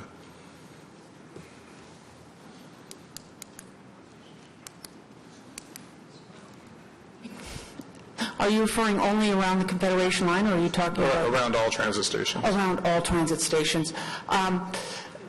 We'd have to look at all of the deals that were done, but I think specifically where the city has sold land, there has been no reference in those documents to... I'm thinking more where the city acquired land. Where the city has acquired land or air rights. Oh, then I would have to defer that to Ms. Shepherd for a comment. Sorry, Mr. Chair. So and you're speaking about particularly the integrated stations along the Confederation line where we have acquired land to build the stations. Mm-hmm. And the question is whether, in fact, we have made any commitments with respect to this exemption in those agreements. And right. Right. And the answer is no. Okay. We have not. All right. Do you have any idea of how many property owners are captured by the proposed exemption or reduction?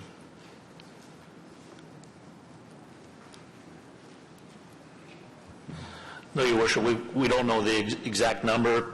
Again, there's the 12 stations, and it would be hard to say how many properties when we did the all of the CDPs for those areas. We were looking at an area 800 meters around it, so there would be a considerable number of properties involved. Do you know how many large ones there would be? No, Your Worship. Next question is the perimeter around the station. How did you establish that perimeter? Because as we know from statements out of Toronto, a perimeter justifying or introducing an exemption is appealable to the OMB. So we have to be able to justify that perimeter. Mr. Mayor, it was based on official plan policy. Pardon me? The 600 meters comes from official plan policy. And that's based on? Yeah. it's, Your Worship, it's based on what is felt to be the distance that people will walk to get to a station. So we're into that kind of a range. That's how typically it's done in terms of determining sort of, if you will, the zone of influence that we would want to have. Right, that's how the walkable. 600 meters is established, but how did the 800 happen? I think, Your Worship, it relates more to, everything isn't a straight line, and so when we did the review of it, there's areas that have physical barriers so that it went to, a larger area to get, if you will, the ability of people to get to it. So it went from 6 to 8 because sometimes it's just the physical barriers that are there. Okay, and as I go through other municipalities across Canada, and especially in Ontario, you have Mississauga has no such exemption. Markham has no exemption. Oshawa has no exemption. Hamilton has no exemption. Thunder Bay has no exemption. Vancouver, no exemption. On what basis do you believe you can demonstrate that an exemption is going to cause this kind of development? Because in those other cities, they don't seem to have had any difficulty in getting that development because the value of the property has been not bonus, but there's been a windfall in it.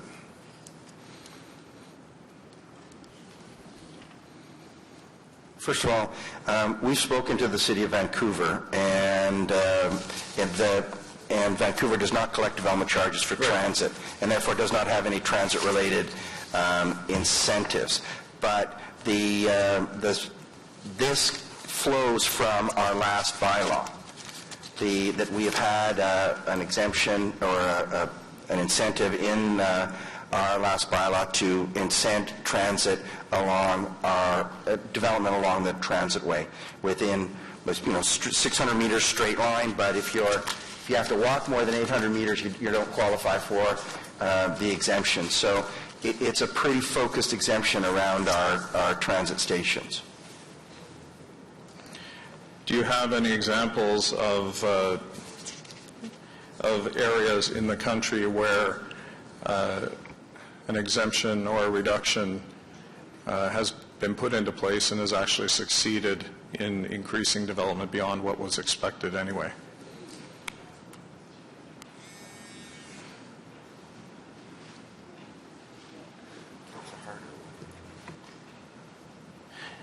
Mr. Mayor,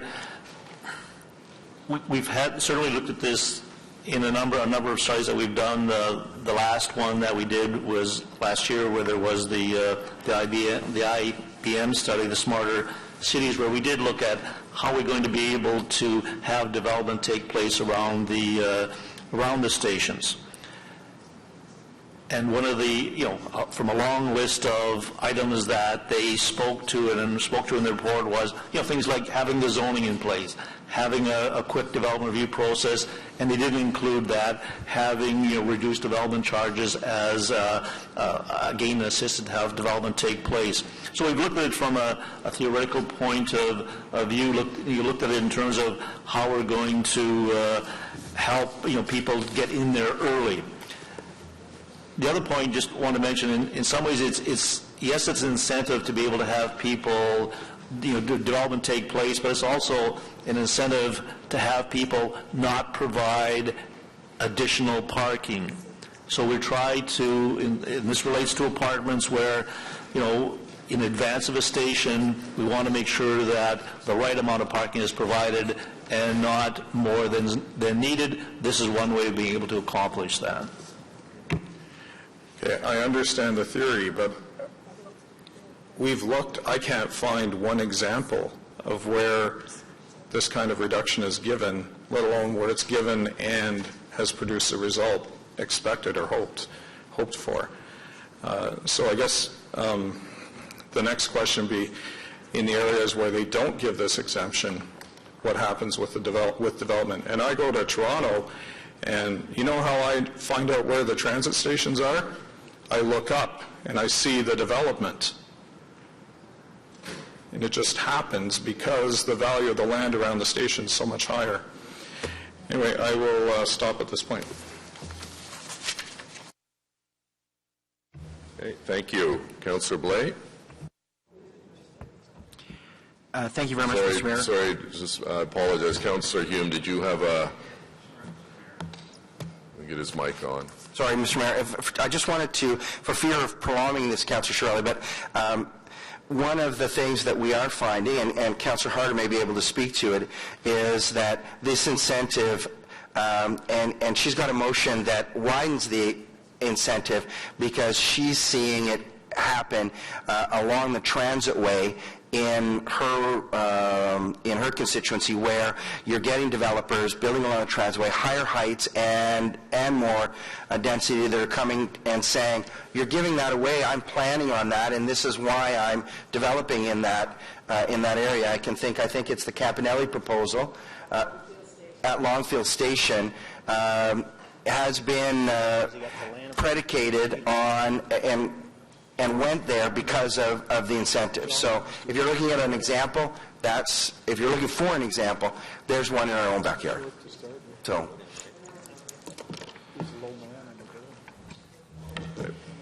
All right, thank you. Councillor Blais, please. Thank you very much, Mr. Mayor. It's not often that I agree with Councillor Shirley, but today is going to be one of those days. I personally don't understand how at the beginning of this presentation we're complaining about having given away $92 million in development charges through exemptions, and the process is recommending another exemption. So a question to Ms. Similik. What's the Finance Department's view of these kinds of exemptions?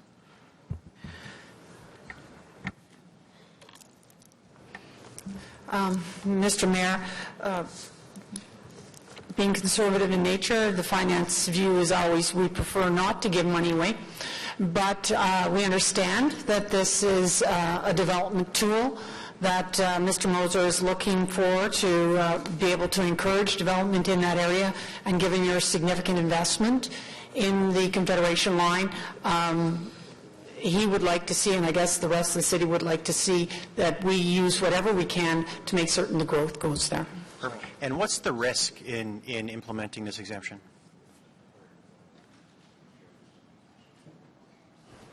There is no real risk in implementing this exemption. And I should stop calling it an exemption because it isn't. It's actually just a reduction.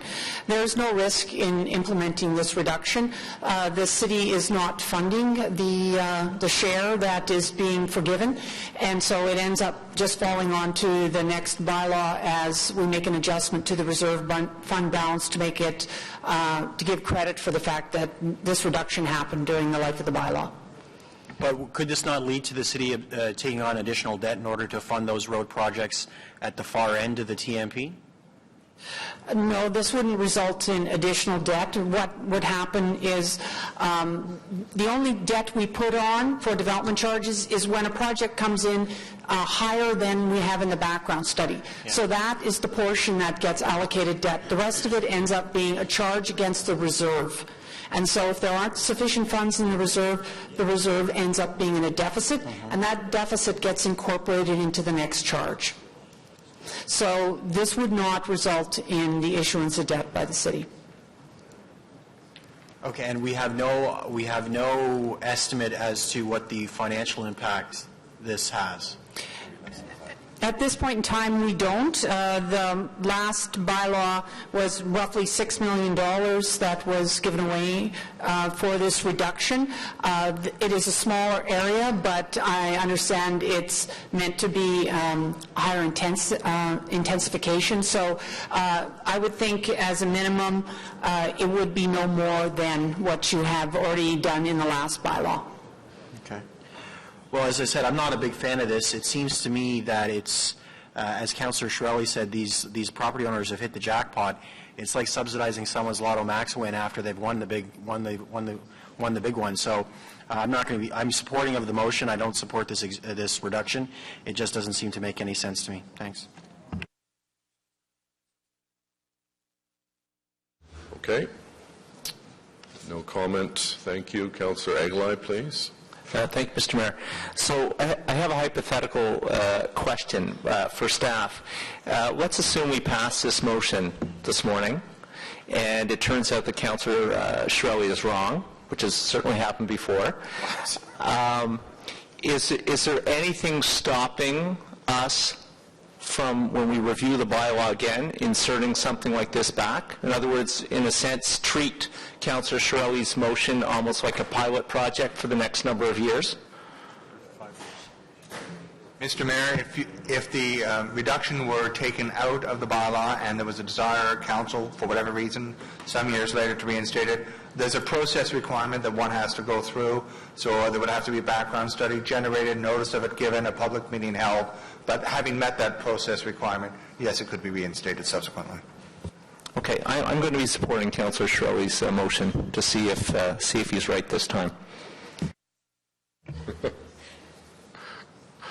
No comment. Councillor Harder. Thank you, Mr. Mayor. I just wanted to mention that I have a motion coming up that would sustain the current practice along our rapid transit corridors. And so I won't be supporting the Shirley motion. In fact, I want you to consider where the real rapid transit is going to be for the next 20 years at least. It's going to be from Tunney's to Blair. Maybe when we get the funding, we'll go marginally beyond that. But the bulk of the BRT that's going to bring the bulk of the bad people that drive the cars is going to be coming in from Barrhaven, where we have, through the stimulus funding, the Southwest Transitway, that BRT. The new one we're building out to Canada, those people, and the people from the East End. Do we not want to have intensification along those transitways? I'll tell you that in the case of Barrhaven, at the Longfield Station, and it's several years now ago, at least 4 or 5, that we had Campanelli come in. They bought from the Ottawa Community Land Development Corporation. Yes, it's true. In the agreement, it doesn't say that we're going to give the reduction because there was an assumption that it wasn't going to change. So that kind of wording was not necessary within it. But I can tell you that in a community where I'm constantly being challenged, as are other parts of the city, with people with higher densely built areas saying, you know, it's easy for you to support 35 stories here when you've got like stacked townhouses in Barrhaven. You're right. That's what I'm trying to do. And so in the case of Campanelli, which is actually built right at Longfield Station, which includes them building a $2 million plaza to make it more attractive for people to walk up to it, we now are going to say, you know what, when that deal we made that gave us an 8-story apartment building, I know that doesn't sound like much when you have what we're going to build on Hindenburg and on Preston Street, but when you got stacked towns as your high thing now, that's going in the right direction because that means less cars. That means convenience for people. And people that move there are getting a more affordable product, which Barrhaven traditionally doesn't have a mix other than very marginally for people to live, work, and play in that community. Many of the people that work in the retail stores, the vast majority of them do not live in Barrhaven. They do come out on the bus. I would like them to be able to afford to live there. So just to give you the example in the Campanelli situation at Longfield Station, the difference for him is the transportation credit per unit was about $2,500, and the increase is about $1,800. So they're going to be hit with both increases, which is on a 2-bedroom apartment. I could tell you, I can't even tell you if I have any 2-bedroom apartments today. I don't. But on this building that they would build, a 65% increase in the cost. So the unit would go from $7,800 a unit to $12,000. Now you're taking away from people who actually would like to live in a beautiful community that's surrounded by parks, in a developed community that already has the schools, already has the splash pads, already has a sports field, already has the shopping, and right on the transit route. That's what this means. It also means down at the Strandhurst Station, where I have zoning in place for 10-story apartment buildings. And now just beyond that, in Councillor DeRoche's area, we've just recently passed a 16-story building. These are game changers. And I think it's what we want. The cost, according to Chair Hume and Mr. Moser in a conversation we had yesterday, is $5 million to stay the way we are today. My motion, if it gets to see the light of day, will say, let's leave what we have today because it's working in the areas where we want people to be getting out of cars, where we want the developers to be building product that they aren't really building. They aren't building those kinds of products otherwise. So in this case, if with the Chiarelli motion goes through, then I've read to you the fact, the absolute fact with one developer is doing something that I believe that we want him to do. Thank you. Thank you, Councillor. Councillor Blois, please. Thank you, Mr. Mayor. Leave it to Councillor Chiarelli to take us into some interesting twists on how we should pay for things. But the interesting twist really here is the original premise that we started out with, growth should pay for growth. And so one of the first things we do is how do we reduce that, or how do we diminish that principle? And part of it is, hey, let's give everybody a break if they're closer to transit. And that's actually it's probably a good approach. It's an incentive in terms of trying to get the kind of development we want. But we see what happens when we do those kinds of incentives. And the downtown core was a good example. We want to stimulate growth down there, so we gave a break on development charges.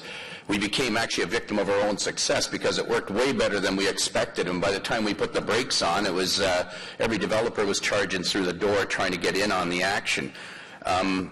This one here is even more interesting because our own staff had put forward a white paper on funding potential for LRT.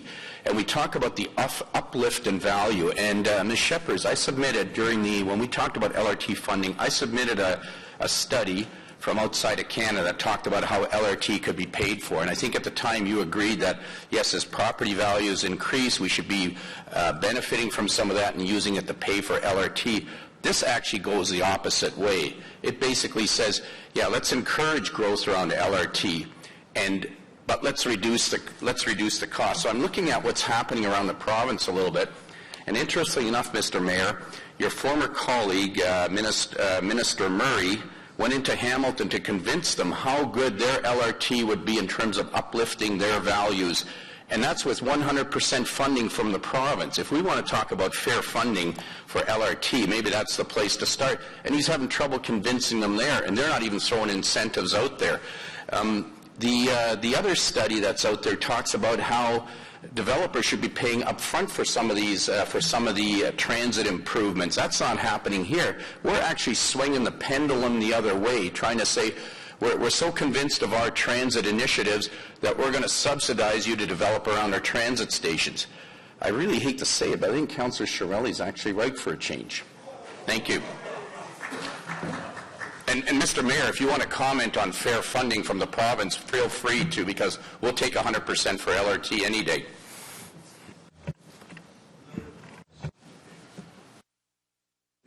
Thank you. Next speaker is Councillor Chernyshenko. Thank you very much. I'm pleased to join the club of people who might have been wrong sometimes in the past, but I think are right on this one.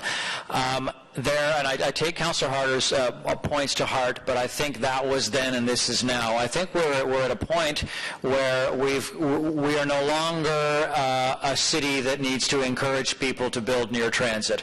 We are at a tipping point of our transit becoming so effective and so attractive, as well as, unfortunately, depending on how you look at it, at a tipping point where congestion is now so severe in some areas that the incentive to live near transit already exists. Therefore, the incentive to develop and sell or rent near transit hubs already exists. So I believe we are now just past the point where we need to be encouraging people, and you could use the word subsidize people, to try to get the ball rolling. The ball is rolling. That is happening now. Sure, there will be some stations that are less attractive than others. It will come. Others will be immediately successful.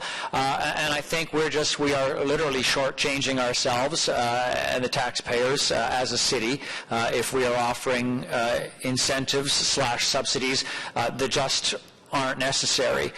This motion here to eliminate this kind of a reduction seems to be very consistent with growth paying for growth, and I was pleased from the outset to support this and will be. Thank you. Thanks, Councillor. Councillor Deans, please.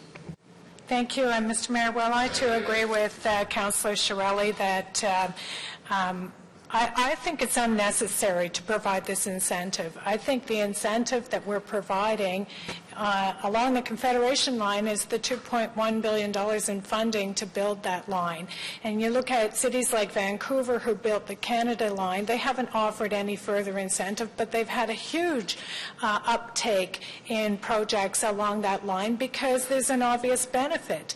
And I'm looking at my own ward, the Transit Way in South Keys, where we're currently doing a community design plan, and I'm looking at the density that's being proposed for that single site. And I mean, we're in the early stages, but the draft I've seen has numerous high-rise buildings on the site, somewhere in the order of 30.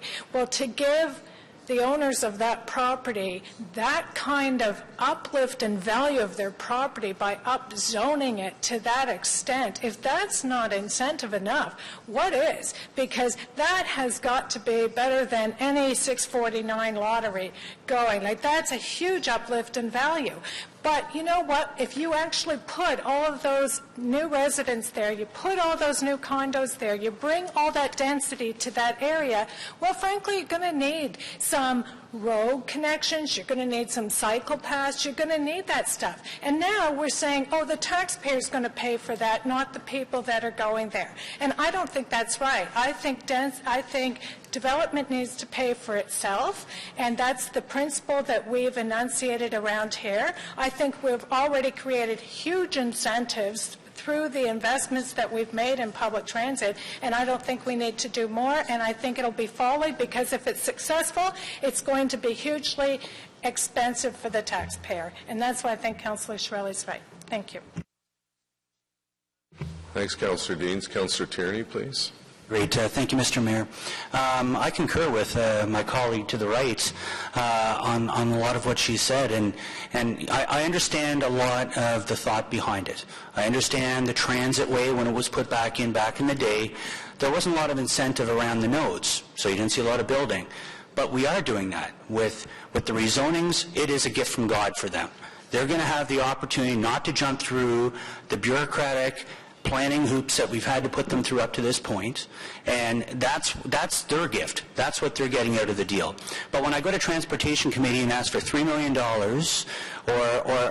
I'm told it's going to be $3 million to put a cycling lane down Ogilvie Road that would connect very well with that transit node. I think that's kind of our goal, is to get people onto this new train we're building. And there's no money for it. I have a harder time saying, well, you know what, there's a possibility of DC monies coming in. We'll just give that away. That's money I could use for that cycling lane. So again, I'll be supporting Councillor Shirelli's motion on this one for anything to be able to actually see all of our different departments connect together to be able to make these nodes successful. Thank you. Thanks, Councillor Tierney. Councillor Clark, please. Thank you, Mr. Mayor. Mr. Moser, why was this put in there?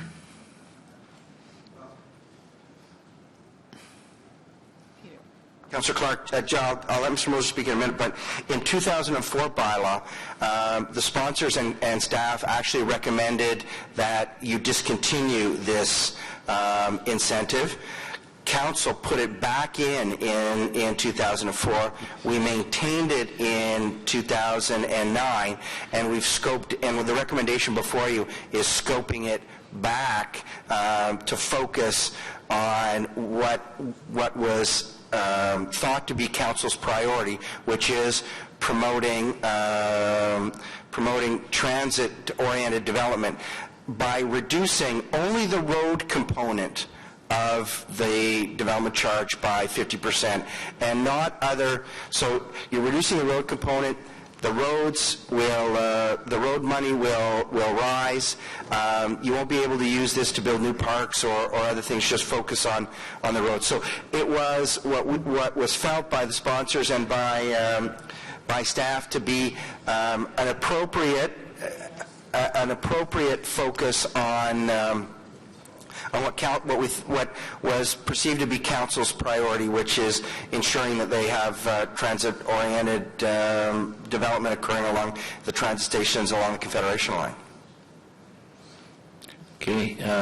There's a famous saying, never take a fence down unless you find out why it was put up in the first place.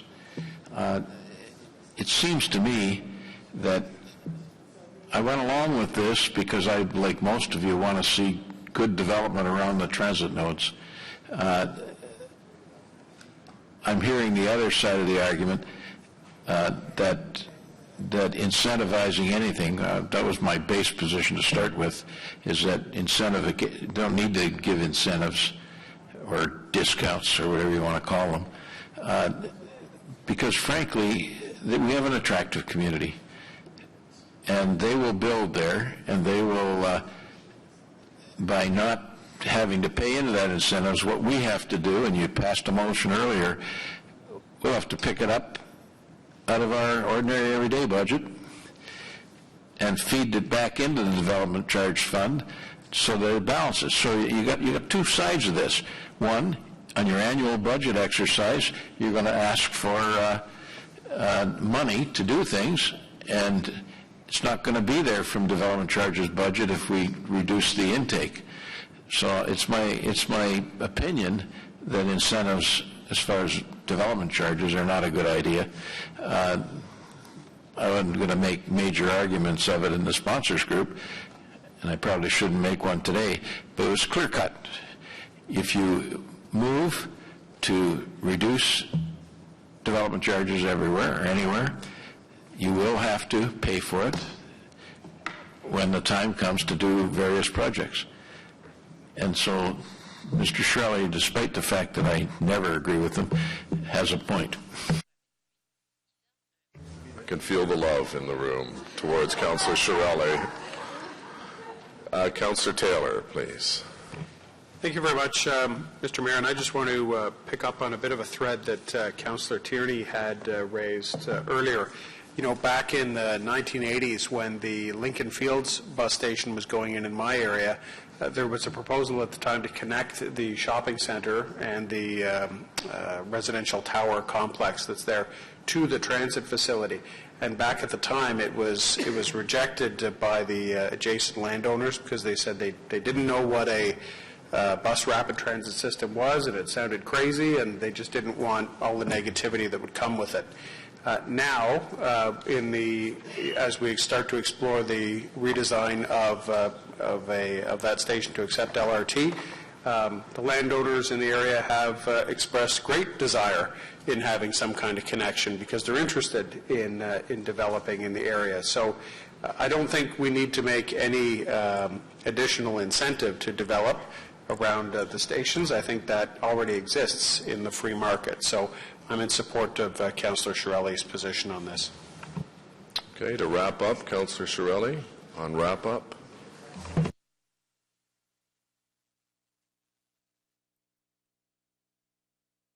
Waiting for me. Thank you, Your Worship. I get the feeling the less I say, the better. Basically, landowners around the transit stations are receiving a huge windfall, and that's certainly enough incentive. If that doesn't get them to develop, nothing will. And any tax break that we give the landowners around the transit stations has to be paid for by existing taxpayers. So ironically, the people benefiting from the service, the people who live in and the landowners around the new transit stations, would be the only ones not paying. Basically, you have a huge windfall for those stations already. We have no evidence from any other city that incentives like this are needed or would even work. So on that basis, I hope Council will support the motion. Okay, thank you, Councillor. I'm going to support the motion for some of the same arguments. I think the incentives are there. We're certainly rolling out the red carpet as we build the Confederation line, and I think that in of itself is enough. And secondly, if we find that this is not acting as a magnet, we have every right as a council or future council to reconsider this and offer incentives at that time. So on the motion, yeas and nays, please.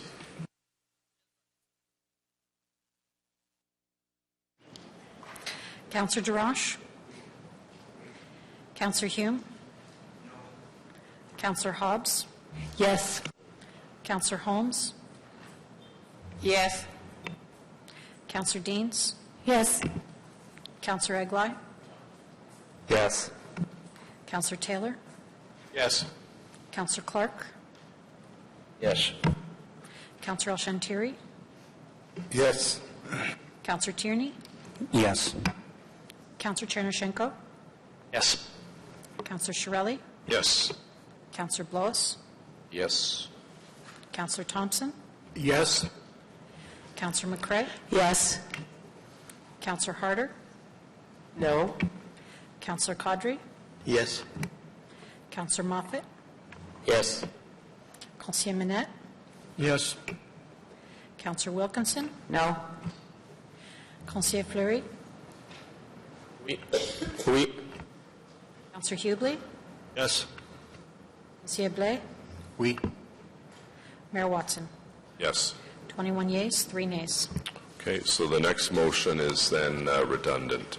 Right. Mr. Mayor, before you go to the last motion and the last reports, if I could just add, I want to bring to council's attention just 3 last points that wraps up the development charges, and it's not related to the charge, but it's related to the ongoing activities of and what flow from the work that's been done related to the next term of council priorities coming out of planning and growth management.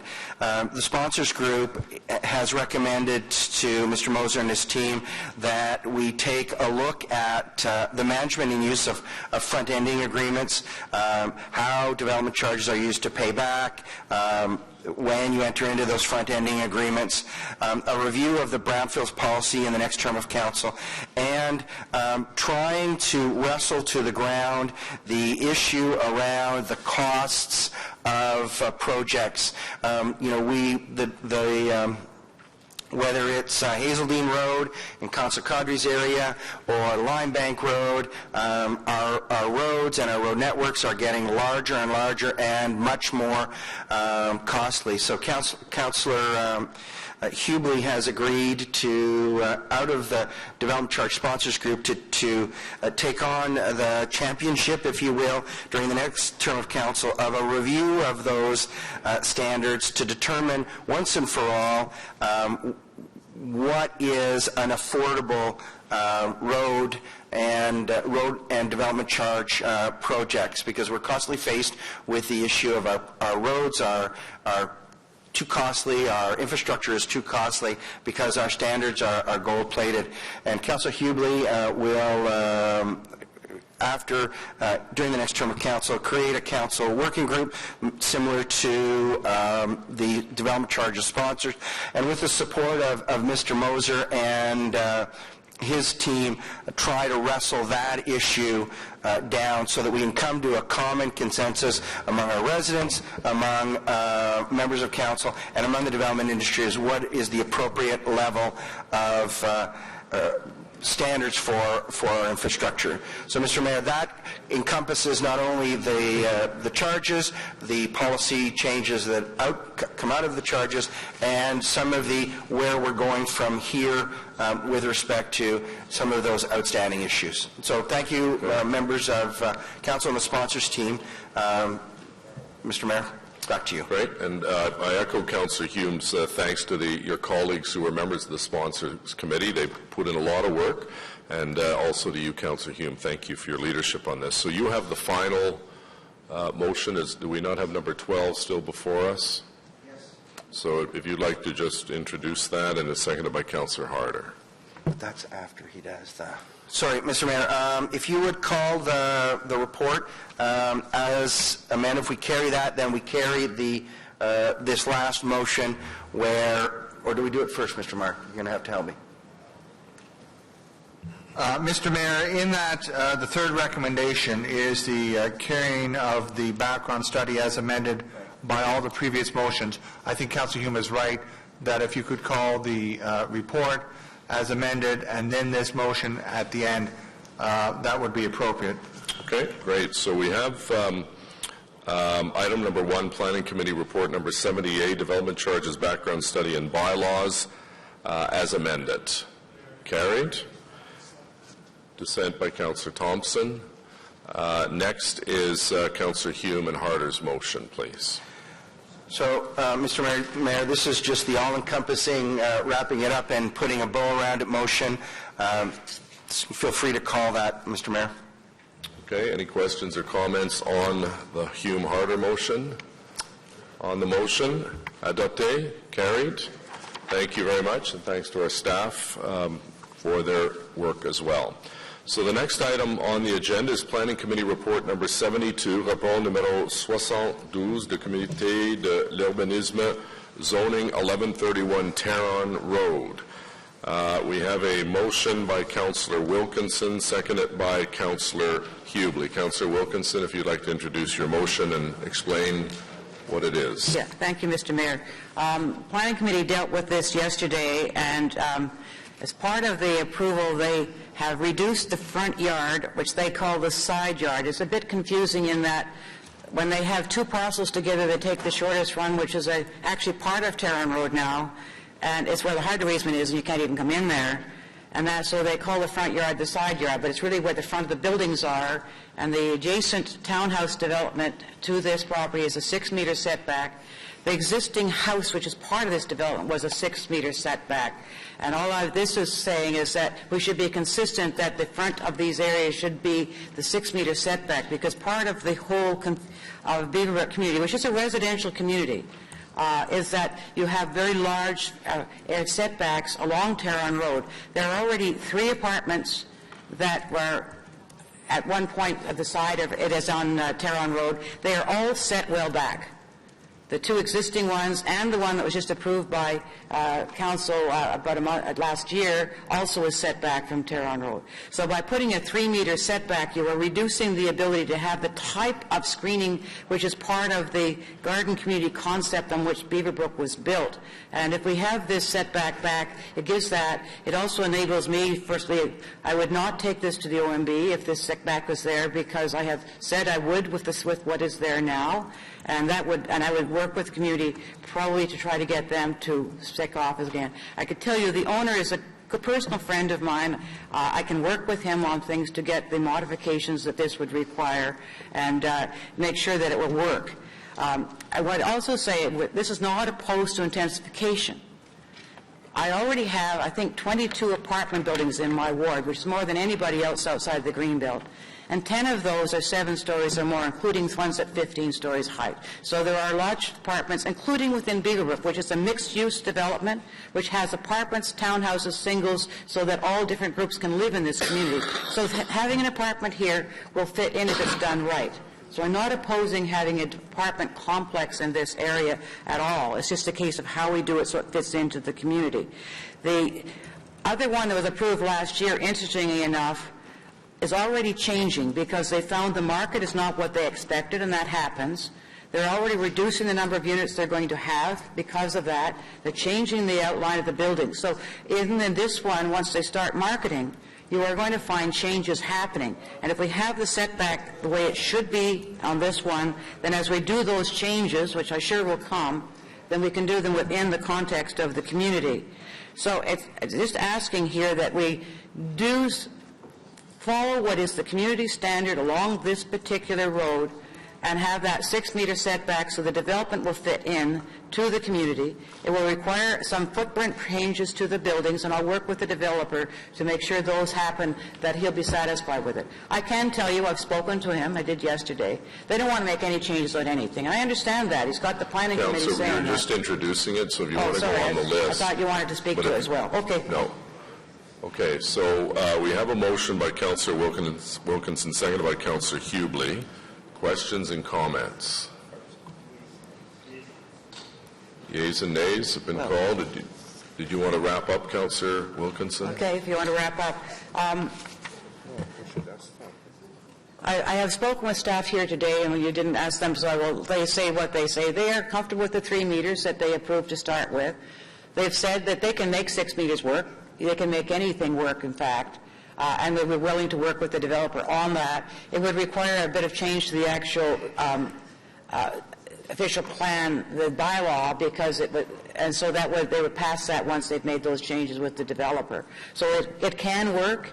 It's consistent with the community. It may easily save us an OMB hearing, so I think it's very worthwhile to do. And I will certainly support the developer in going ahead with what he wants as 9 stories, which the community does not really want, but which he has asked for to ensure that we have that intensification that you're asking for. This is a huge intensification over what's there now. And it's consistent that my whole ward has been going this way. So I think I can give other people outside the Greenbelt some information of how you can handle these without causing problems. This is the first one that has caused, and in the end, has caused a major problem. We have another one coming soon in Beaverbrook as well, where the developer has worked with the community, and you'll find this one the community will be supporting because they've worked out all the kinks in advance. Unfortunately, that didn't happen here. The developer didn't want to have any change to what his dream was, and we were not able to do that. But I will, with this one, I can get him to sit down, and we'll get something together that will really work well. Thank you. So yeas and nays have been called on Councillor Wilkinson's motion. Madam Deputy Clerk. Councillor Darash? Councillor Hume? Councillor Hobbs? Yes. Councillor Holmes? Yes. Councillor Deans? No. Councillor Eglai? No. Councillor Taylor? Yes. Councillor Clark? Yes. Councillor El-Shantiri? Yes. Councillor Tierney? No. Councillor Chernyshenko? Yes. Councillor Shirelli? Yes. Councillor Blois? Yes. Councillor Thompson? Yes. Councillor McCrae? Yes. Councillor Harder? Yes. Councillor Caudry? Yes. Councillor Moffat? Conseiller Manette? Oui. Councillor Wilkinson? Yes. Conseiller Fleury? Councillor Hubley? Yes. Councillor Blais? No. Mayor Watson? Yes. 17 yeas, 5 nays. Okay, thank you. Motion to adopt reports. Motion portant adoption de rapport. Councillor Thompson, please. Worship, that agriculture, moved by myself and seconded by Councillor Hume, that Agriculture and Rural Affairs Committee Report 42, Finance and Economic Development Committee Report 44, Planning Committee Report 70A, 71A, and 72, and Transportation Committee Report 38 be received and adopted as amended. Carried. Carried. Motions requiring suspension of the rules of procedure. Motion exigeant la suspension des règles de procédure. Are there any? Notice of motion for consideration at subsequent meeting. There are a number of them I have. The first one is by myself, seconded by Councillor Caudry. Support for manufacturers seeking manufacturers limited liquor sales licenses by the glass license from AGCO. So this is a requirement under provincial legislation to allow breweries to have single serve options on their premises. So we'll deal with that at the next meeting. Next notice of motion is from Councillor Thompson, seconded by Councillor Moffat. Councillor Thompson, if you'd like to introduce your notice of motion, please. Thank you, Mr. Mayor. This is an issue that has come up repeatedly in rural areas, specifically second time in Osgood Ward, and I'll just read, and I think you have before you, just read the therefore be it resolved that city staff deny concurrence for this project and that city staff work with TELUS for an alternate location that is not in close proximity to residential homes and schools. This has become a very uncomfortable situation for all people involved in the community and the two schools that are located close to where this proposed tower is, and I think there are alternative procedures that could be used. Okay, thank you, Councillor Thompson. We'll deal with that at the next meeting. Next notice of motion I have is by Councillor Blais, seconded by Councillor DeRush. Thank you very much, Mr. Mayor. Whereas the planning policy of the province of Ontario is to encourage compact growth in order to minimize the cost of such growth, and whereas development is occurring in municipalities outside the City of Ottawa, where such development makes extensive use of Ottawa infrastructure, in particular roads and transit, and whereas development outside the city does not contribute financially to the cost of city infrastructure, therefore be resolved that Council requests the Minister of Municipal Affairs and Housing initiate a Places to Grow exercise for Eastern Ontario. Okay, thank you, and we'll deal with that at the next Council meeting. Are there any other notices of motion? Est-ce qu'il y a des autres avis de motion? No? Okay. Motion to introduce bylaws. Councillor Thompson, please. Thank you, Your Worship. Moved by myself, seconded by Councillor Hume, that the bylaws listed on the agenda under motion to introduce bylaws, 3 readings, be read and passed, with the exception of bylaw titled A Bylaw of the City of Ottawa to amend bylaw number 2008-250 of the City of Ottawa to change the zoning of the lands known municipally as 1131 Tarrant Road, and bylaw 2, section 2, titled A Bylaw of the City of Ottawa designating the area within the territorial limits of the City of Ottawa as an area of site plan control. On the motion, carried. Confirmation bylaw, Councillor Thompson, seconded by Councillor Hume, please. Thank you, Your Worship. Moved myself, seconded by Councillor Hume, that the following bylaw be read and passed to confirm the proceedings of the Council meeting of the 11th of June, 2014. On the motion, carried. Thank you, Councillor Thompson. Inquiries, I have one written inquiry from Councillor Blais, please. Thank you, Mr. Mayor. When will the review of supply in the Carlsbad Springs trickle feed system be complete, and what will be the process for homeowners to apply for connection to this system? Thank you. Adjournment, Councillor Thompson. Thank you, Your Worship. Moved by myself, seconded by Councillor Hume, that the proceedings of the City Council meeting of the 11th of June, 2014 be adjourned. On the motion, carried. Adopté. Thank you. Meeting adjourned. Merci beaucoup.